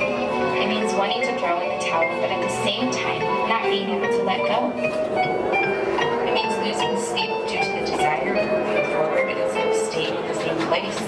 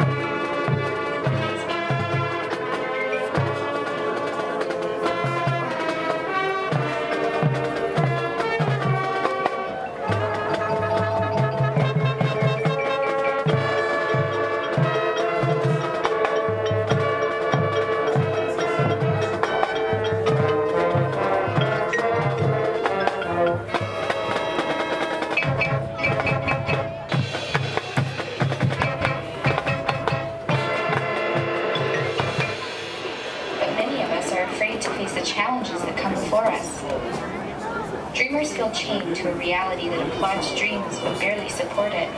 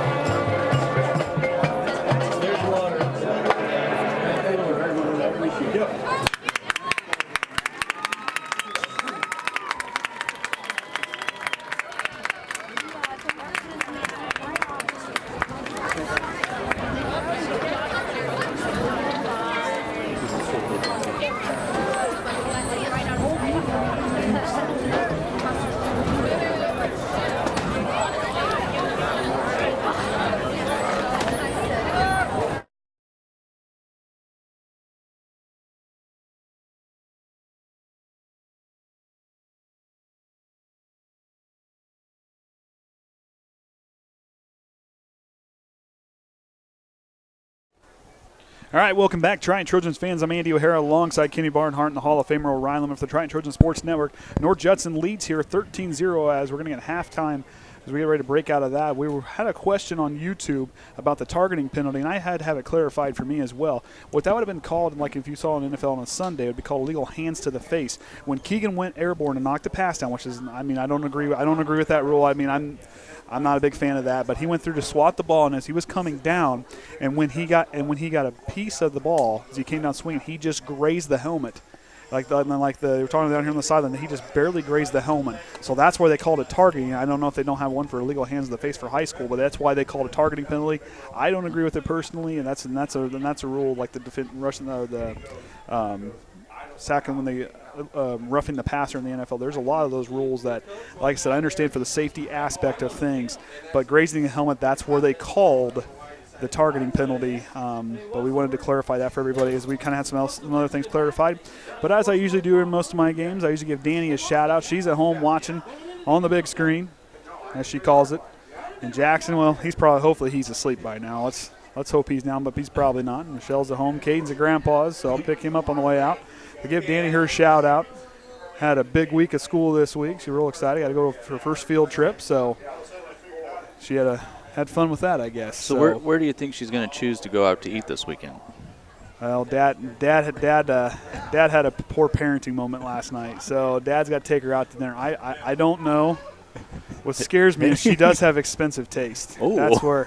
But she did assure me we're not going to go to McDonald's. Oh, okay, that's what I was. She promised, because she knows that is not a place where her dad will go eat. So. Hey, you need to go up with Orion. I think I know where he's going tomorrow. Oh boy. I keep telling her, said, one day when you're 30, 40 years old, when you actually get married, your dad's gonna have to pay for that, so you need to start taking these me on the daddy-daughter dates. So, it wouldn't be too bad with Orion. I know where he's planning on to go tomorrow afternoon. Well, I don't know if kids really like it, but yeah, it's economical. It's economical. Where are we going? You have your big old Tyner fish fry. Hey, Danny likes fish. We can make it happen. The Tyner, they have those school buses. They do it for fundraising for various so they do their own is this weekend, and that is a place that puts on lots of fish. Hey, reset. I'm down with that right there. Danny likes fish. She likes the Penguin Point fish fry fish. So she might. I could talk her into that one. Might have to try talking her into that one. Well, you got to get there at 4 o'clock. Well, get there at 4. Well, she's going to the Orchard tomorrow down in Indianapolis, so I don't know. They're gonna bundle up and go down there. I don't have to go get cold. I use Jackson's my excuse to not go tomorrow. Stay home where it's warm. But so we're gonna get things underway. Lucas Cabrera is gonna send away and use that strong right leg of his. Back to receive. Oh boy, looks like Allen's gonna be back there. I can't tell who on the far side is. Boy. Well, they're not bad when they're up here on the 50-yard line where I can see them. So here we go. Triton Trails are on defense first after receiving the opening kickoff. So defense is going to have to go down and really attack them here. See what they can do to slow down this offense and give themselves. It's still a 2-possession game. Triton's still in this. They just got to believe in themselves and not give up. As Conley and Cabrera converse before Cabrera gets ready to send it away. He lines up. And the junior's going to use that strong leg and send it deep downfield. Allen's going to go inside about the 15-yard line. He'll muff the kick. He'll pick it back up. Here comes the defense. And Quentin Amson will use that speed and bring him down. Barely any gain on the play as the muffed kick from Allen. Watch this here. Watch Quentin Amson. You'll see him at the bottom of your screen. Watch him use that speed. He'll hit him in the face mask, but watch Quentin Amson run him down from behind. He'll come back there, and he won't quit, and he'll stretch out and trip him up. Good job by Quentin Amson on the special teams play. Quentin Amson, you talk about an athlete right there. That's exactly what you're looking for. 1st and 10 now with a little bit of momentum here. 1st and 10 from the 18-yard line. Triton needs to build off of that and go down and attack here. Cam Shively all built up. He's along the line with Lemler, Farrell, and then Nate Amson on the far side. Snap by Judson. Then they'll wrap him up for a short gain. Good job getting in there on the tackle. Looks like Jeremiah Farrell in on the tackle.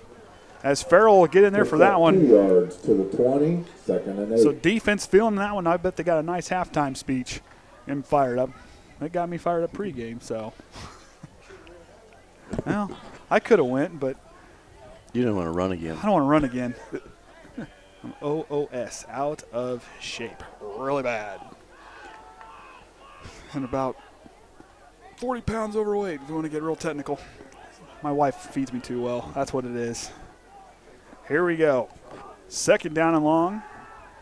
Hampton looking right. An interception by Quentin Amson. Quentin Amson on his feet. He's going to try to find the end zone. He's got the corner. Touchdown, Triton. And they're on the board. Good job by Quentin Amson to intercept that one and take it to the house. Quentin Amson, interception return for touchdown. Watch this catch here. He's going to patrol that safety spot like a center fielder. And he read Hampton's eyes like a book. So we're going to see here as Hampton drops back. He'll throw it across, and he'll intercept it around the 33-yard line. He'll take that 33 yards to the house. Quentin Amson, you talk about player of the game. Right there it is.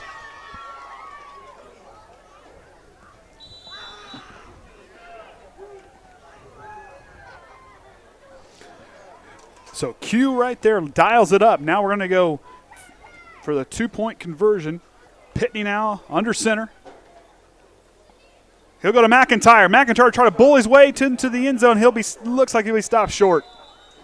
But Triton's on the board there. 13-6 is our score. They're still in it. But you talk about a game-changing play right there. Quentin Amson stepped up big on defense and came back and put Triton on the board. So there's some life there for Big Blue. I'm telling you, they look good on that play. Get that second half spark going. Yeah.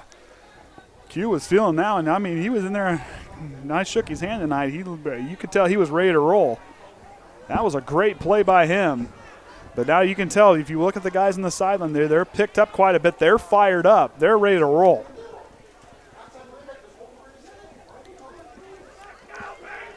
So here we go. Down 1 score, 11-01. Nice job by Triton to use defense and turn it into offense on that one.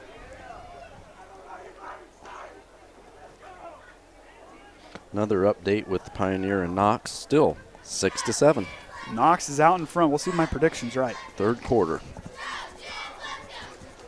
Because if Knox upsets them, they have the conference title right there. Because them and Pioneer are alone up top, undefeated in the HNAC. Could we see a new conference champion? We'll keep an eye on that one, and we'll keep you updated. So here we go. Lucas Cabrera is going to send it away. Allen back to receive. He muffed the last kick. He's going to try to dial it up again. He'll receive that one. So here he goes. Got some head of steam past the 30-yard line. He'll cut back outside. He'll cut back inside, and Coppas will hang on to him until the rest of the team can get there to bring him down.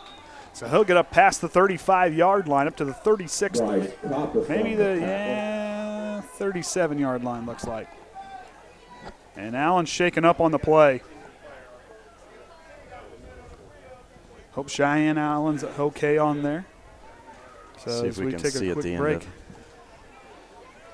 But Cabrera, I'll tell you what, he's got a pretty strong leg. Allen will come up there, had a lot of head of steam. See if he gets kind of tied up in the pile there. Right there, but Coppas held on to him there, and that might have been enough to roll. And he might have rolled his ankle right there at the very end, and the rest of the team kind of fell on him trying to bring him down. But as they tend to him there on the field, like we said, we'll give a shout out here. We talk about all the seniors finishing up. The tennis team finished up sectionals this week. Talked to Gavin.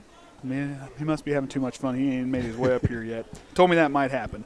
But they got along okay. They kind of finished up there in Bremen. Bremen, pretty tough team. They unfortunately lost in the opening round there. And but you talk about some pretty good team coming back next year. And like I said, you want to get some interest. I mean, these guys are a good group of guys to learn from playing tennis up there. And then cross country, they got anything tomorrow? Yes, they will be back at Winnemac for the conference meet. For conference meet. So that's coming up. So a lot of sectionals for the fall sports getting underway. Then not too long, we'll be playing inside in the hardwoods. I think the draw for volleyball is Sunday. So the sectional draw is Sunday for volleyball. So like we said, we'll we'll see what happens there. Watch your Twitter feed. Watch Twitter feed. I'll retweet it, and Orion will. Yeah, he's usually got it in seconds. He's got it in seconds, and I'll try to retweet it as fast as I can, usually when I see it. I mean, not that I have that great of a following, but hey, we'll take what we can get. So I even tweeted out today that I was trying to get someone to help me find an NHL team to kind of follow, and I got a couple people to answer. So I'm getting a little direction. The one way I'm kind of leaning, that was one of the teams suggested. So we'll see if anybody else has got any suggestions. Find me on Twitter there and give me some suggestions on who I should be following for NHL. What's your Twitter? I think it's O'Hara47, I believe. If I remember, that's something I haven't gotten used to, is trying to find what that is. We'll have to find it later. Hampton's now back under center. Ryan usually puts it on the Twitter feed, so when he dials up the game. Handoff now, and it'll get brought down by Rill. Ooh. You talk about a tackle. Farrell just grabbed on and just looked like a calf wrangler there, brought him down. Good job by Farrell to wrap him up there, and that'll bring up second down. 1 yard gain on the play. We'll see if I can find it here. I had Twitter pulled up a minute ago. Yeah, at O'Hara47. There you go. That's what I thought. Oh, yeah, Trent didn't add that to the little graphic. Well, we may not have that on. Hampton now get brought down by Nate Amsden. The defense is feeling it here in the second half. Triton is showing life. They're getting going. Nice job by Nate Amsden to get in there and wrap up the quarterback. Third down now and 11. Triton is feeling it on defense. They're liking that after that interception. That defense, they may have just awoke a sleeping giant. Here we go. Third down 11 for Hampton. I formation. He'll drop back, looking right. He'll go back. No, he'll go back right. And trying to bring him down again. That was Caleb Lemler, gets in there for the sack. Watch Caleb Lemler. He'll work it there. He doesn't quit and comes from behind and brings the quarterback down. Good job by Lemler to keep moving on the play to bring down the quarterback. Hellman got a yard, so not a sack. Still, it was a good tackle. So Quentin Amsden will go back to receive the kick. Judson will punt it away. Like I said, sorry I don't know names right now because I can't see the numbers. High kick. Amsden waves it off, and he'll bring it in. Judson player trying to throw him off, but Amsden used that laser focus, and he brought it in. So Pitney and company feeling the momentum. They're coming out here. Got to expect something special in this drive because this team is really pumped up and ready to roll.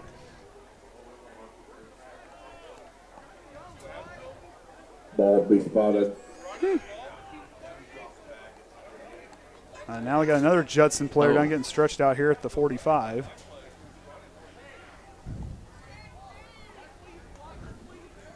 First and 10 for Triton. So, like we said, we have plenty of other videos there on YouTube for you guys to check out. I had some pretty good interviews and getting a lot of those interviews. I'll tell you what, those interviews are starting to become a lot of fun. I'm having a lot of fun with these interviews. But like I said, the volleyball players have been awesome. The football players have been very good with their interviews. Everybody's been real good and fun to talk to. And looking forward to more of those as we move on. We're going to have some of the other sports as we work towards when time gets freed up. But, Ryan's when I get a break, I still need to edit the Blueberry Festival parade. Oh, yeah. Someone really wanted that on YouTube, and there's some editing that needs to definitely be done on it. There we go. Here you go, for Andy. Oh, yeah, there we go. Bowen. Oh, no. Well, we're going to get it to 100. Here we go, everybody. Just see that? And then I'm close. So let's keep pumping up the following there. So they'll help. I believe that was J.J. Blount up and trying to stretch that leg out. Pretty chilly out there tonight. I had to grab a coat. And Orion, he's bundled up. Maybe you should go in for the halftime speech. You can come running up here so you can warm up. Might have you do that maybe next time. Well, I made the mistake of not wearing a coat last year to the first cold game, and not going to make that mistake ever again. I'll tell you what, regional, I was bundled up and I still froze. So Pitney now is going to work out of the pistol. Coppice on the near side. Here we go. Never mind. He's going to go back under center. Here we go. Here's a snap. Goes to McIntyre near side. He'll cut upfield. He has a blocker, and he'll roll forward for a few yards. Not a bad carry on first down. Troy McIntyre, the ball carrier. And Don was just saying they had a heater for softball, and I think it was actually one of some of the first softball games was colder than it is tonight. Yeah. Pick up a 3-yard. Sounds like 2nd and 7. we might have to try a couple of those softball games. If they start late enough, they just start too early for me to get off work to get here. Oh, you could always show up mid-game. I can show up mid-game. Hey, you can just film in what's going on. I can just give me a screen put in the van. I can just kind of watch before I get here. Here we go. Pitney back under center. He'll go up. And Kobe Mass will get bounced off the line. He'll try to find the outside, but the defenders will bring him down. And on the tackle there, I believe. I saw that right. Looks like it would have been Nolan Scheidler might have been in on the tackle. Kobe Mass, the ball carrier. So they'll lose a couple yards on the play there. And that'll set up 3rd down and long. So you got to make a big play here. So 4-yard loss on the 5-yard loss on the play. So 3rd down and 12 from the 37-yard line. We'll see what Pitney and company can do here. Just give your playmakers a chance to make a play. You got to believe Coach Eunice has got something drawn up pretty special for this play. Here comes the rush. Pitney dials up. He's got Shumpert, and Shumpert's got it! D'Angelo Shumpert gets up to the 25-yard line.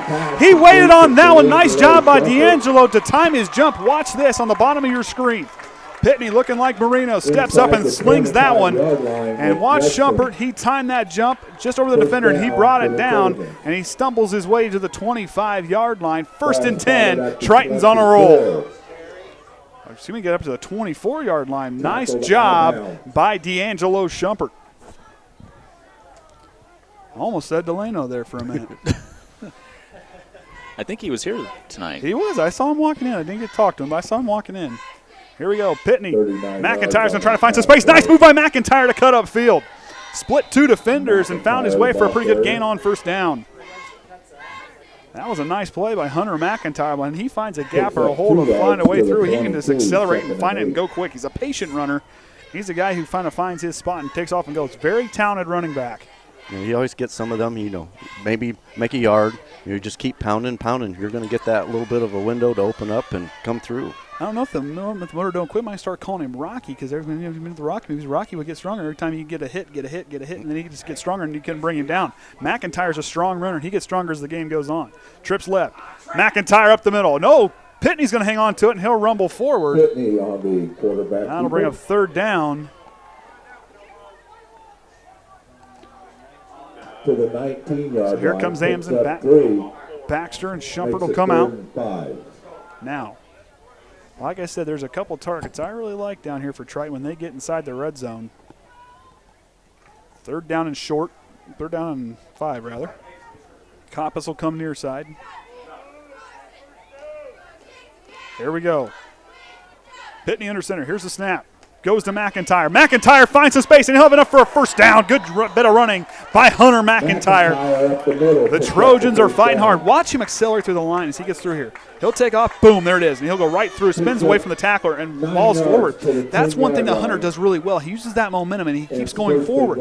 And that's where you see a talent. That's what it takes to be a running back. You got to be falling forward. You can't be going backwards and going east and west. You got to keep going downhill, and he's real good when he hits the top of the hill.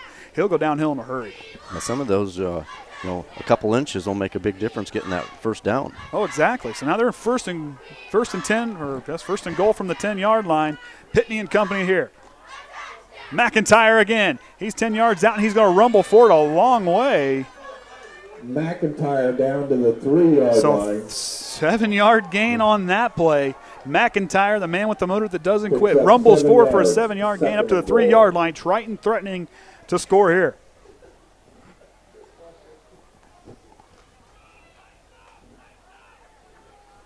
Here we go. 2nd down and goal. Pitney gives to McIntyre again. He'll punch forward. And just going to be just short. It'll be 3rd down and maybe the half-yard line. McIntyre picks up a yard to the 2-yard line. So 1-yard gain. So got to believe Eunice has got something drawn up good for this play. He'll cycle it in. Pitney will relay it. Now they've been going to a lot of this huddle offense where they're kind of in the huddle before. They're not going complete no huddle, but they're going in the huddle. He told me that he's real excited about that. He'll go to work under center now. 3rd and goal. Here's the snap. McIntyre again. Did he get enough to get in? And I think he did. Oh, they're saying Judson saying they got the ball. Inside the 1 yard line. They're going to say 4th down. Just short of the goal line. So, it's close. So Pitney's going to run over. Coach Eunice is going to draw something up big for this play. And I'll tell you what, and like I said, his pregame speech made me a believer wanting to go. I'll tell you what, if I played defense, I'd play for Rodney Eunice. I'll tell you. And there's our photographer. Yeah, I see him over there. He looks a little chilly out there. See, he's been one kind of taking care of getting some of those videos taken. Oh, going to get a timeout. And Triton will take a timeout. Eunice wanted to see what they were going to draw up on defense, so he'll take a timeout. But like I said, now I always wanted to play defense if I did play football. I had a knack for wanting to hit people. Wouldn't know why. But I'll tell you what, when Coach was down there and how he talked that, he said it, and I'll say it again. I know it just that's going to stay with me forever now. That it takes zero talent to play with heart. And I think I go back and I think of a lot of players that we saw last year, players that aren't playing right now in college. I mean, you look at those guys. There's a lot of heart on those guys, and they showed it. And like I said, and they had all the talent in the world. They put it together. And these guys here, this class here, like I said, inexperience on the field. It's not that they're a young team. They didn't have a lot of playing time. But they're figuring out. They're getting stronger. They're really starting to come together. Once they come together, I don't care who's in our sectional. They better be taking notice. This is not a team that's going to be a pushover. They're a tough football team, and they aren't going to make it easy. They're going to make you earn it. 4th and 1. We'll see what the offensive mastermind and the head coach of Rodney Eunice has dialed up here. Judson stacking the line. And a fumble on the play. And still on the floor, and Judson picks it up inside the 5-yard line. Pitney kind of mishandled the snap. Fumbled and recovered by Judson. Watch there, the ball just kind of was a weird snap, and Judson had it. McIntyre couldn't quite land on it, but Judson's got it inside the 3-yard line. Inside the 5-yard line at the 3 is where they'll start 1st and 10. But still, there's a positive there. Triton's got them deep in their territory, so the defense stands tall like they did in the last drive. They could really do some damage here on this offensive set by Judson. 1st and 10 for the Blue Jays at their own 3-yard line. I think Trent was really hoping we get a touchdown to get a picture down there. Now he was right there. I'm going to have to give him some Carhartts if he's going to go out there and be. Oh, there's some around. There's some around. It look a little chilly down there. Hampton's going to hand off to the running back, and he'll go forward. And Triton will push him back. Didn't give him much on the play. Maybe got to the 5. Well, he got past it. Maybe the 6. So got to the 7-yard line. Eli Blunt, the ball carrier. I don't know who to watch, but the ball goes past it. To the 7-yard line, and it's 2nd and 6. So Eli Blunt on the carry there. We'll see what Hampton has drawn up now as he goes back under center. He'll snap. He'll go to the running back, and then Triton, the defense is standing tall on the line, and they're really eating up the gaps and doing a good job taking away the running lanes. A yard to the 6. So right now, 3rd down. Triton needs to. Oh man, if that defense can keep doing what they're doing, they've got all the momentum. That defense is forcing the hand here. I didn't fall asleep on that last one. I was looking out there and I thought I seen a drone, but it must have been a bug. It looked like a drone though. Are you that cold over there? You're trying to go delirious on me or what? No. You never know what you're going to see out there. Here's the handoff, and Triton will stuff him again. You talk about a defensive line and linebacking crew that's come to life. They've done nothing but improve. That first half, it's a tale of 2 halves for this defense. Now 4th and might have been Allen on the carry. That's what it looked like. 4th and 8 now from the 5-yard line. Allen, the ball carrier. So they're going to go back. I can't see who the punter is. But Quentin Amsden now, if Triton can cover this, they're in the territory. See if they can do a good job. The wind has died down, almost non-existent. Here they go. Triton's going to try to get in there and block it. Just barely gets there. Amsden's got the trail back for it. Quentin's got it. Oh, he muffs the punt. He's going to try to cut back upfield, but he'll hang on to it and get inside the 45-yard line, maybe to the 42-yard line, is where Pitney will get another chance here in company to see if they can find Pater before the end of the third quarter.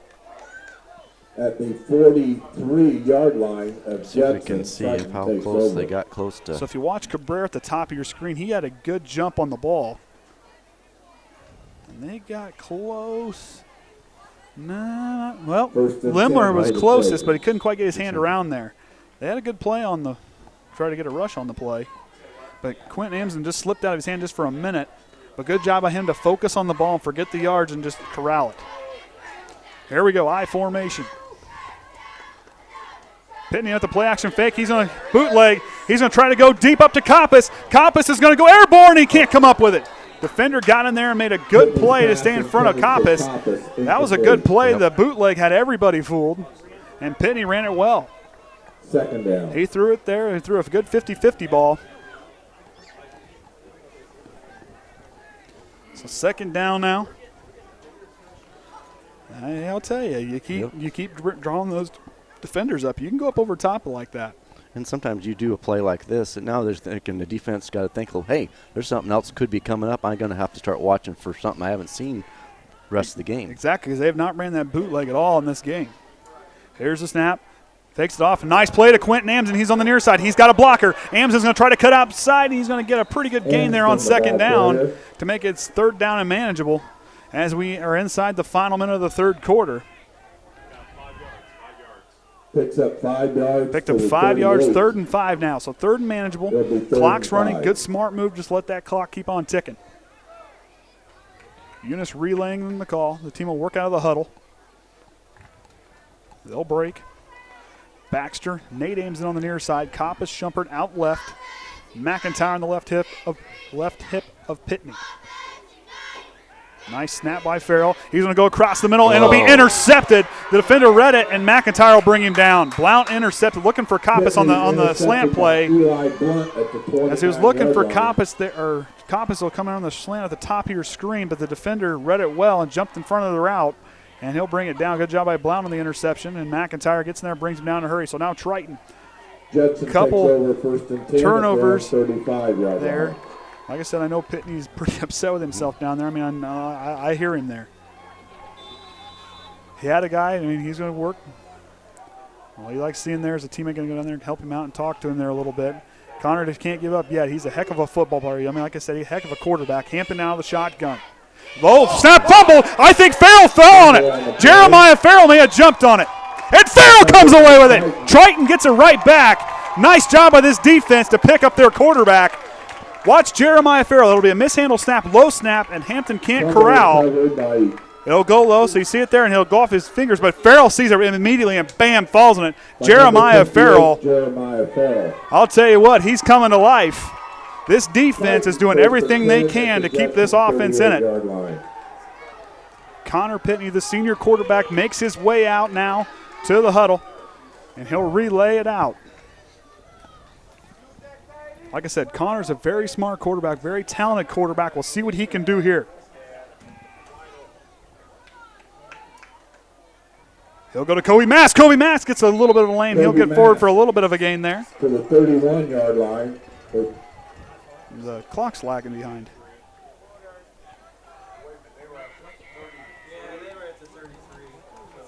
So that'll be the end of the third quarter. 2 yards to the 13-6 is our score. Triton scoring off the Quentin Amsden 33-yard interception. Farrell picks up a fumble right after the Pitney interception. So this offense is rolling. They just got to keep this defense is keeping that offense in us. If Triton can fight forward and find pay dirt here on offense, we're still in for a ball game. We might be in for a real nice fourth quarter. You know, a couple plays there's made a big difference in this. Could have been the change of this game. And like you said, you saw bits bits and pieces of what the defense could do there late in the second quarter. But they came out. I mean, the interception for return, and then you look at how they're rushing, stopping the run, stepping up, and then Farrell with the heads-up play on the snap after that. We just turned the ball over, gets right in there and kept going. Now I'm watching Eunice down there, and they're getting all fired up. Pitney's getting them fired up down there in the offensive huddle. The line just needs to keep protecting and get ready to kind of go out there and kick this defense in the teeth. No difference in score on Pioneer. It's still 7-6 to Knox and Pioneer. Start of the fourth quarter. Woo! And that's at Pioneer. 7-6. Knox at Pioneer. Woof. Knox is still up by 1. Culver, 54. Caston, 20. So the clock's running on that one. Yep. So the Triton fans getting into it as they throw the shirts out from Kyle's class. Donated the shirts tonight. Here we go. Pitney goes on over to McIntyre. He'll try to cut up, but the defense will read it pretty good, and that'll bring up third down.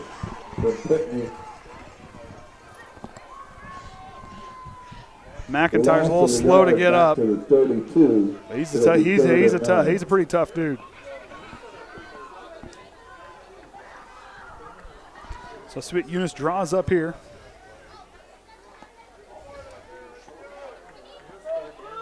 Defense kind of stepping back in a little bit of a zone defense. Try with the bunch formation. Coppice, the solo receiver, outright.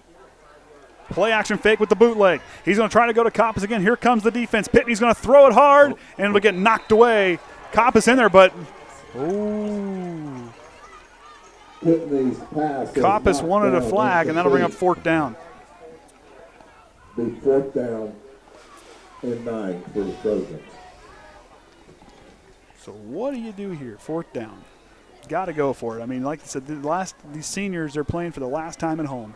You got to believe there's a little bit of that adversity and that adrenaline pumping in their veins. You got to think Pitney's going to dial one up here big. You know it's coming. Connor Pitney stands tall in big moments. We'll see what he can do here. We'll see what Blue has in store for us here on fourth down. Here comes the blitz. Pitney dials one up deep. It's going back, and it's incomplete. 2 defenders in there. And Quentin Amson tried to go up and get it, but couldn't quite split the defenders, and it'll be a turnover on down. Titans turns the ball over on down.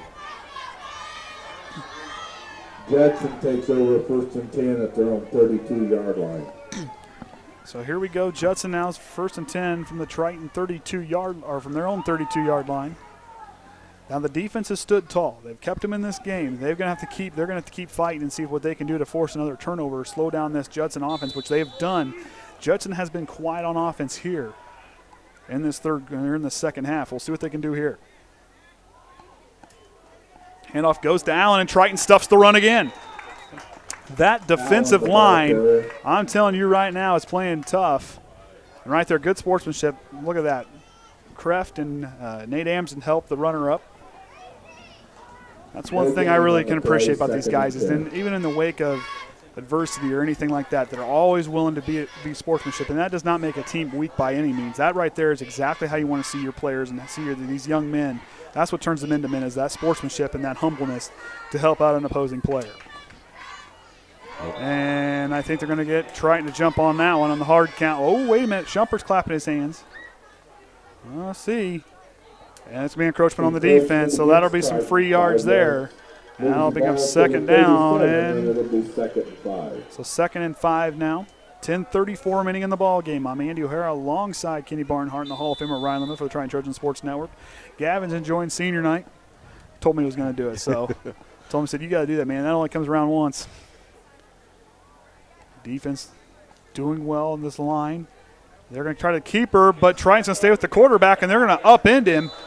Nice job there by Cam Shively to get in there on the tackle.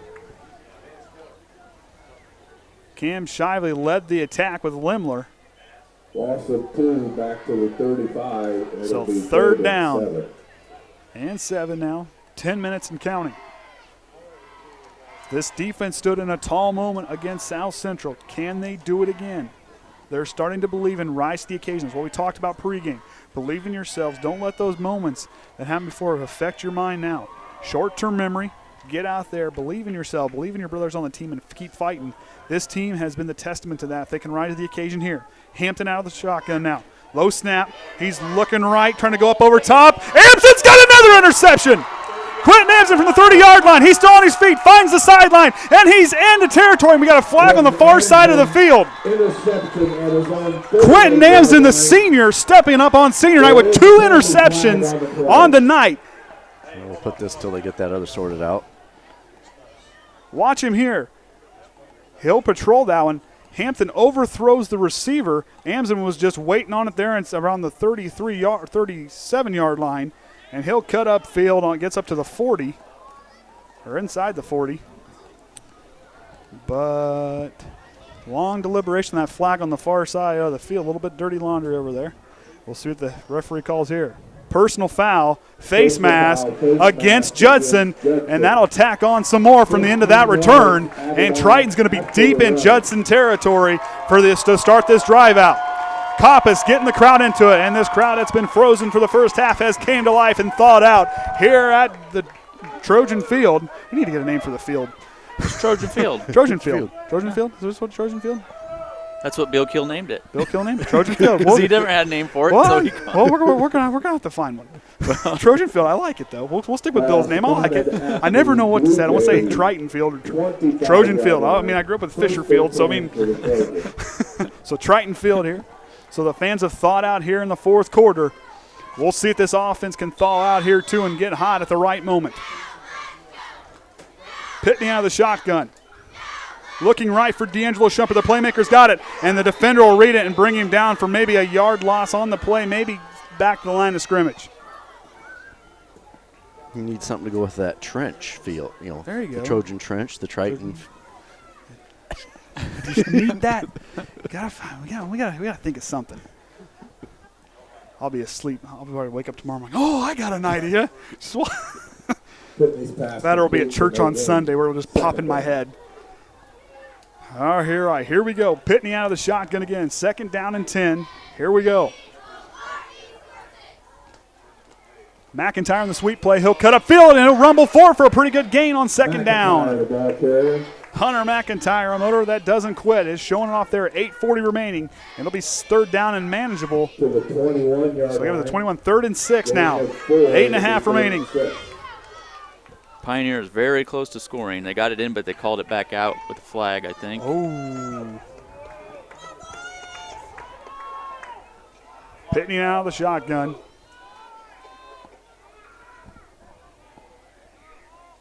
Option play.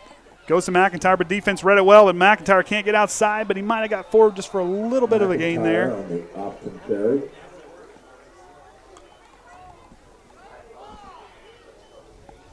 So that'll bring up 4th down. And Master relay it in. Back to the 23. Loss of 2. So loss of 2 on the play, 4th and 8 now. The last one? Oh.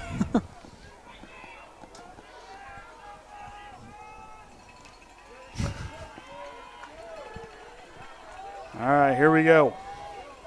4th down and 8 from the Judson 23-yard line. Offense is going to catch hot here. Screen pass, and Shumpert drops it.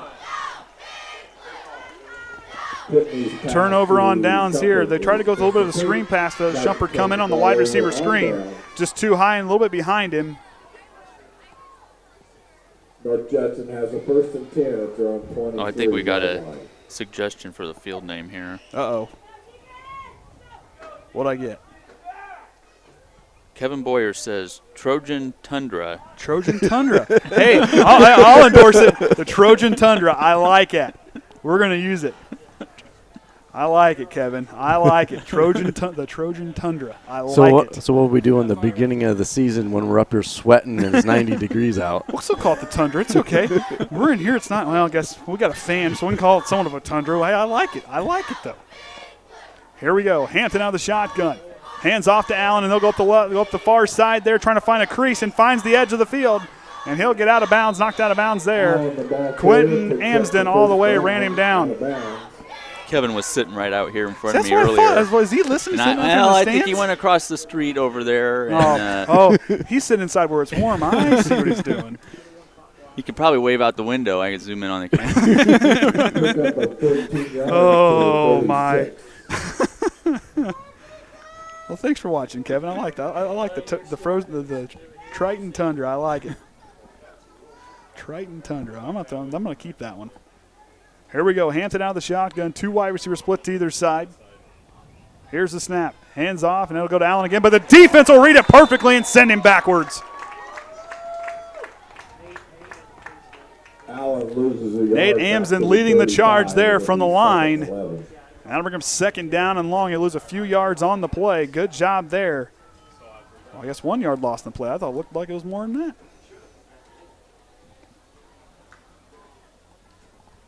So can the defense continue to be the hero here on senior night? Quentin Amsden stepping up huge.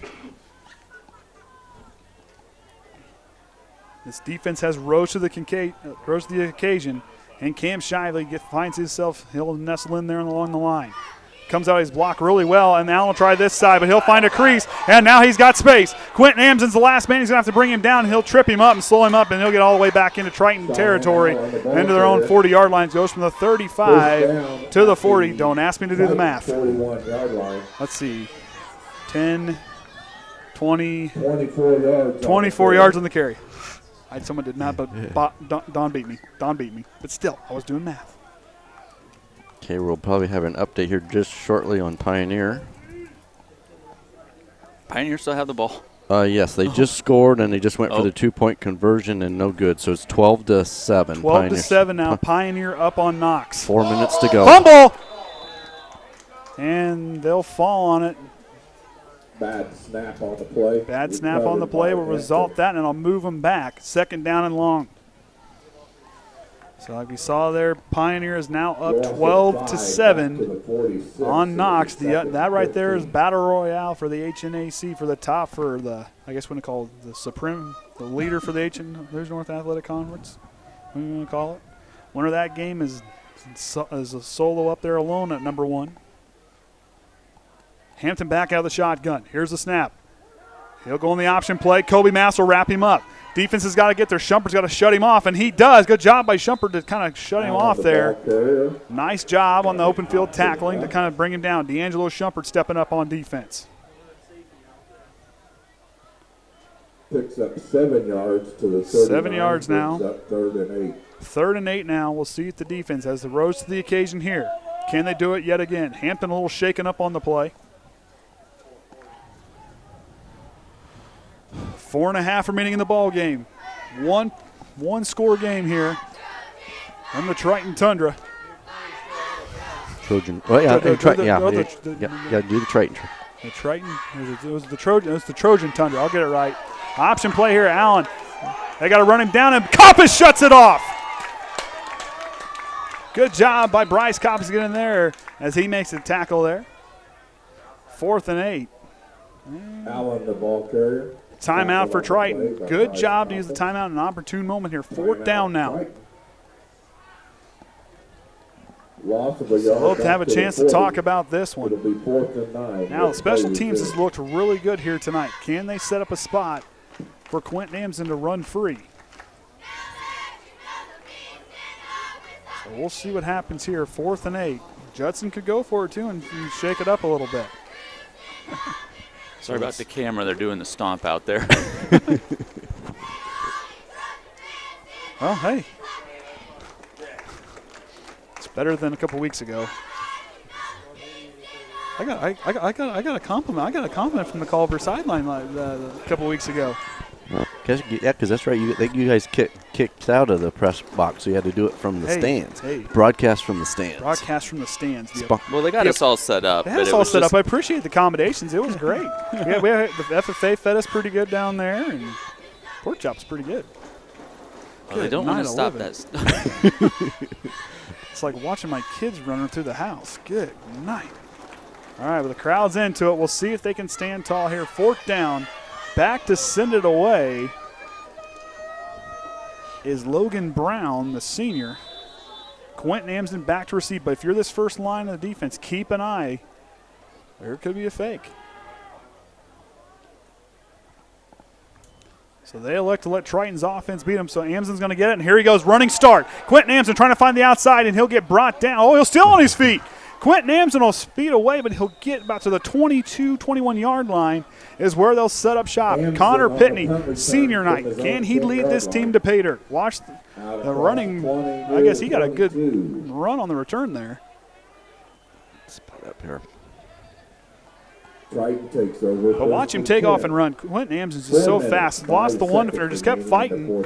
But Blount brought him down there about the 22-yard line is where they'll set up shop. 1st and 10, Connor Pitney. This is the moment you dream of as a senior, as a young man, senior night. You're trailing by a touchdown. You got to go down and you got to, this is right here, this is where the men separate themselves from the boys. And Connor Pitney is a man. We'll see what he can do with this offense and lead this offense. His moment is here. We'll see what he can do on senior night. Pitney, quick hitter on over. And, oh no, there's a fumble on the play. It looks like Triton might have fell, but a late flag on the play. But it might be an unnecessary roughness as a Judson player came in a little late maybe. Looked like he jumped on the pile on the far side. That might be where they're going to call the flag. At least that's the only thing I saw. Fumble recovered by Triton. And the official's pointing that way, so this could be a huge break for Triton. Personal foul on Judson. So now that'll move the ball up a ways. 15 yards. Now watch here at the end of the play. It was a good quick hitter over there to Baxter, I believe, who got it. Baxter with a nice run there, but then Amsden, and he'll fumble at the end of the play. Farrell falls on it. Watch the end of the play here. And number 9 will come in there. That was Michael Starr, the senior defensive back, comes in there late. And Triton's now got a new set of downs. Inside 4 minutes remaining. Pitney, the senior, like I said, these are the moments that you dream of as a kid in the backyard. Can he lead this Trojan team down there and find pay dirt? It's Pitney's moment. We'll see what he can do. He'll step back. Quick hitter. Finds Coppice. Coppice gets across the 50-yard line. First down. End up past the 45-yard line to the 44 of Judson. Rise to the occasion. The man that just threw the ball was who wrote it on the whiteboard. He's believing in himself. He's got to have the confidence. The guys have the confidence in him. Coach Eunice has the confidence in him. He's got to keep working. Triton showing some life. Like I said, separate the men from the boys. Just be patient. Take it one step at a time. 3:43 remaining in the ball game. Triton's driving in Judson territory. Here we go. Here's the snap. Pitney now looking across, back for Coppice again. Hits him again. Coppice will go forward for a first down. Complete. Out of bounds at the 33. Connor Pitney feeling it here on senior night. He's stepping up when the moment stands tall. That completion and another Trojan first down.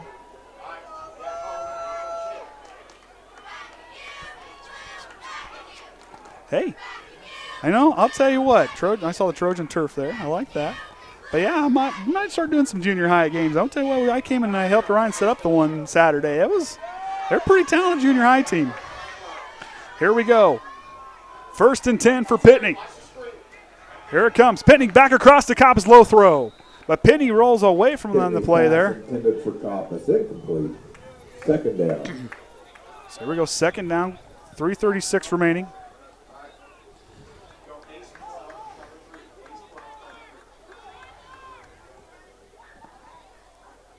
So here we go now. Second down and 10, 3:36 remaining. There's 3:30 left at Pioneer, and Pioneer's still up 12-7. So Pioneer up 5, 3:30 remaining. So 2 games coming down to the wire. Here comes the defense. Pitney's going to try to go up over top. He may overthrew it, and they can't get to anybody. Judson had a beat on it. So 3rd and 10 here. Trailing 7. Like I said, I know as a kid in the backyard, I never got to play football, but when you sit there, you're counting down that you're down a touchdown. You need one to win it. And a senior cornerback as talented as Connor Pitney, we'll see if he keeps driving. Appreciate everybody watching, 105 watching here on our stream. Appreciate the viewers for this barn burner we have here from the Trojan Tundra. Hunter McIntyre with the big break, and he'll cut up field, but we got Dirty laundry. dirty laundry on the field. What's this one going to be on? I didn't even see it. Where's the flag? Oh, it's over here. Triton. Moves the ball back to the 38. So that'll move the ball back to 38, so it'll be 3rd and 15 now. They say ineligible receiver? I don't know. What was that? I think it's what. Let's see if we can see. I might not have had it. I don't know. Yeah, I could say there was. I didn't quite catch it.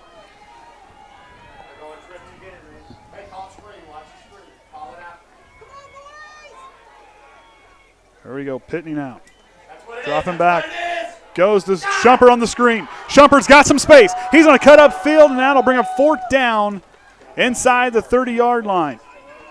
8-yard gain on the pass play to the 30. So it's 4 down territory here the rest of the way out. Triton now 30-13 and counting. 4th and 7. Connor Pitney, the Trojan faithful, are getting into this one. This offense, there's a good group of seniors on this offense. They got to stand tall here, rise to the occasion. We'll see what they can do here. The fans are getting into it. Orion's trying to hang on to the camera. Yeah, I don't. Yeah, that's getting a little rocky. There he goes. Goes up too high and intercepted. And Judson's got it, and they'll bring him down the 30-yard line. Oh, he's still on his feet. They're going to. And Blount will get up there past the 40-yard line.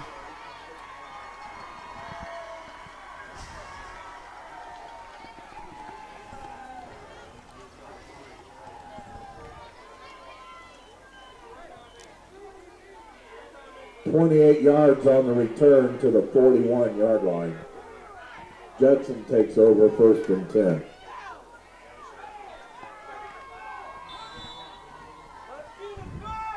So here we go. Defense can keep them in this game. You got to believe that Judson could be running the clock out. So get in there and force a turnover. Anything can happen. Hampton keeps it. Triton's going to bring him down on a short carry. That'll keep the clock moving. The ball carrier. Triton has 1 timeout remaining. No gain on the play. 2nd down. 1 timeout remaining.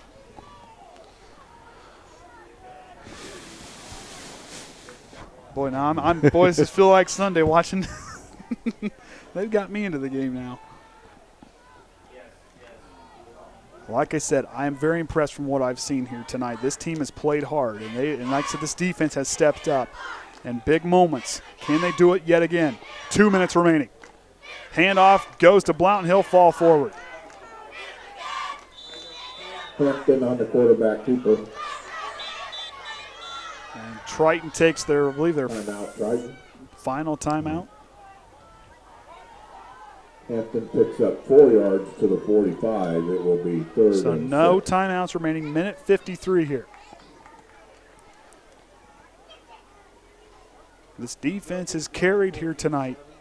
You know, I'm gonna like I said, I'm gonna give a shout out to Connor Pitney. Like I say, I watched him play, and I love watching him play. He's a great quarterback. I mean, he's doing all he can. You know, at senior night, there's that little bit of, and Connor is a. So you sit there and you watch like players like Connor Pitney, D'Angelo Shumper. This is the last time they're gonna get to play at home.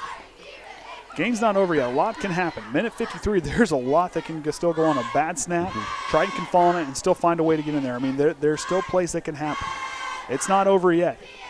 And senior night, this team has fought hard. Student section still on their feet, still trying to keep themselves warmed up down there. We'll see what the defense can do. They've stood tall. And they've been treacherous here tonight on the Trojan Tundra. I don't know. I really like that Trojan Tundra. I like that. But Judson. We'll see if they can topple these Blue Jays here. 3rd down and 6. Here we go now. Hampton out of the shotgun. Calls the play. Hands off to Allen, and he'll find his way forward for a 1st down. And it can't get a chance to get the fumble. The clock will stop until they move the chains. Territory at the Trojan 46-yard line. But you got to be proud of this team and how they've continued to fight and continue to battle. This team, they're still – they keep fighting. I mean, they're picking themselves up. They have a great attitude. They're not quitting. They're still going. If this defense And this defense has done all they could tonight to keep themselves, Connor Pitney, like I said, and I'll say it here, he's probably my favorite player on this team. Getting to talk to him, getting to know him this year has been just a great thing for me to get to talk to such a great young man. And all these guys, I love them all. I mean, they're all great kids, great young men. And they stood tall, and they kept their heads high. We got a flag on the play there. But for them, this is a moment to learn from. It all came together tonight. This team put together a solid performance, even though there were some mistakes. But yet there was a lot of positives. The defense played well. They forced turnovers. The offense found ways to move the ball. Unfortunately, there at the end, it didn't quite fall our way, But like I said, still a minute 19. A lot can happen. I mean, I've seen stranger things happen. But we'll see what can happen here for the Trojans. But keep fighting. Keep believing in these guys. If you see out there and you're listening, encourage these guys. It's not, like I said, these are high school players, and it's tough out there with playing with emotion. And sometimes it's hard in those big moments and like that, and something doesn't bounce your way. Anything can happen. And how these guys compete and what they do, if you have kids that are watching them play football, tell them to watch how these guys still continue to work and have that character and that work ethic to keep fighting. And even when everything's against them, I guess Triton must have had one more timeout. No, shouldn't have been. Timeout, Triton. No, they don't have one. Didn't think. Okay. I thought we didn't have one either. Because we had two pretty quick. Because he called one down there on the far end. Mm-hmm. Gain of 3 yards for Judson. So Eunice will stop it there. Whitaker's really getting his guys focused in. They can still knock the ball free and see what they can do. Pioneers score. 12-7.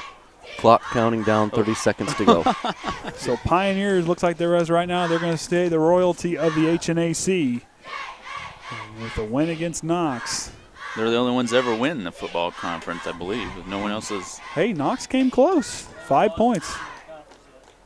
Haven't lost the game in the conference. Only lost to, I believe, who did they lose to? They lost their first game of the season. Cass? Oh, yeah. Lewis Cass? Lewis Cass. Lost Lewis Cass the first game of the season. That's the first game they've lost in a year. The last game they lost was the state championship 2 years ago.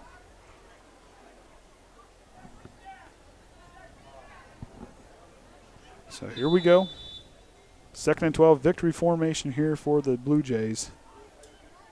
And they'll take a knee and run this clock out. For these seniors, this is the last time they'll play here at home.